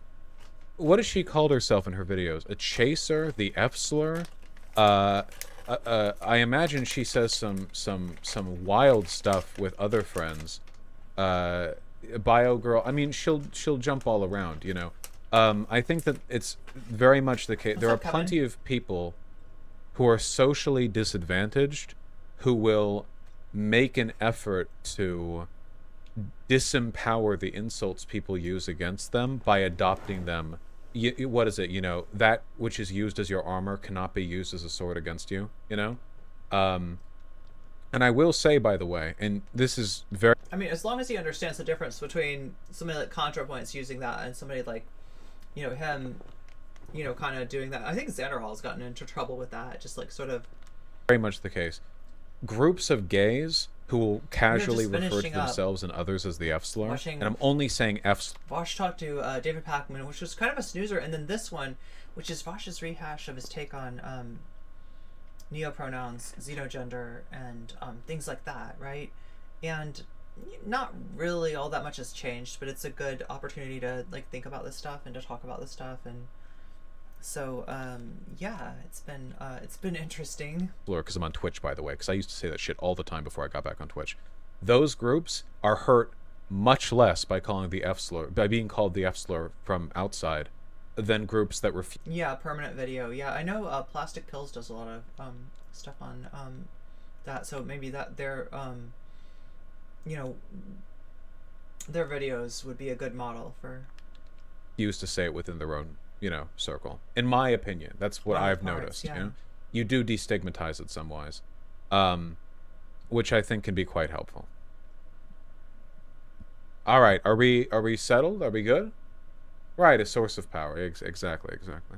Are we good? Are we good? We were going to play Metro. This is already an hour long. Are we sufficient? We went a little past my expected duration here, but Rhizomes in the university. Nice. Are you advocating for thick skin? I am always advocating for thick skin. It is a wonderful thing to be thick-skinned. That doesn't mean you should shame people for not being thick-skinned, you know. Just... I mean, it's the kind of thing that, like, because, I mean, as you can imagine, it's not very well adopted or accepted in society. It's kind of hard for people to ask. So, you know, even if they, like, think of themselves in those terms and ask their friends to use those terms, it's not something that people, like, often, you know, feel comfortable leading with. And obviously, internet is a different situation. There's a lot of linguistic fuckery here. You guys have noticed that I sometimes use gay in place of bad. There's a very big difference between, like, a 4chaner who's 17 years old and hates gay people using gay as an insult and me using gay as an insult. And I think that's that's almost intuitively recognized. There's a lot of variety there, I think, just in terms of how stuff like this has, you know, an impact and the meanings that we No, I have not heard about the high school shooting. Basic context. Anyway, that's enough. I trust you guys. All right. All right, indeed. Okay, well...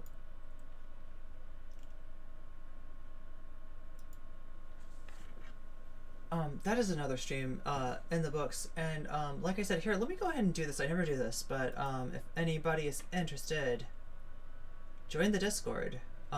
Wait, do we have, maybe we do have a good the actual Discord link in there now. If not, here, wait.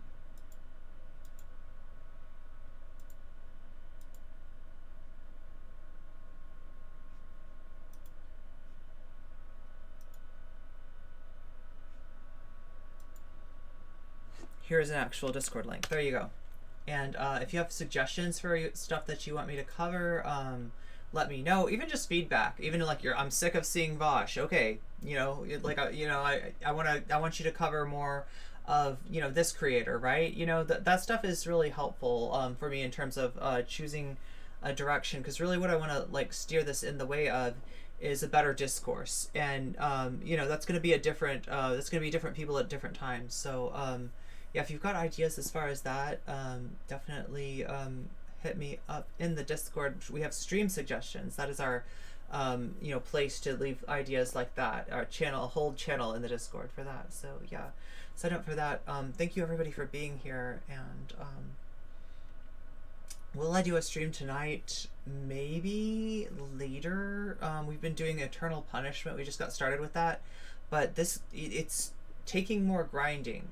Like I'm actually having to grind in this game, which if you know me, you know I don't like to grind. I just like to play the game and not ever try to level up, right? But I have to level up, so we're gonna do a little bit of that, and then beat the boss, and then see what Eternal Punishment is really about. In some ways, it's like more dark than Innocent Sin, and in some ways like less like fatalistic. You actually get to be Maya, so that's fun. And yeah, I will see you either tomorrow or tonight on Twitch.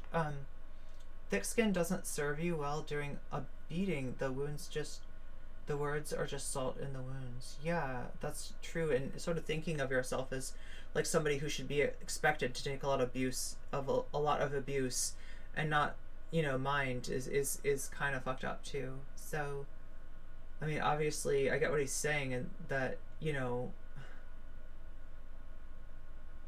resiliency good, right? But at the same time, it's hard to tell a person that, you know, when they're suffering, and it sounds like that your thick skin argument is a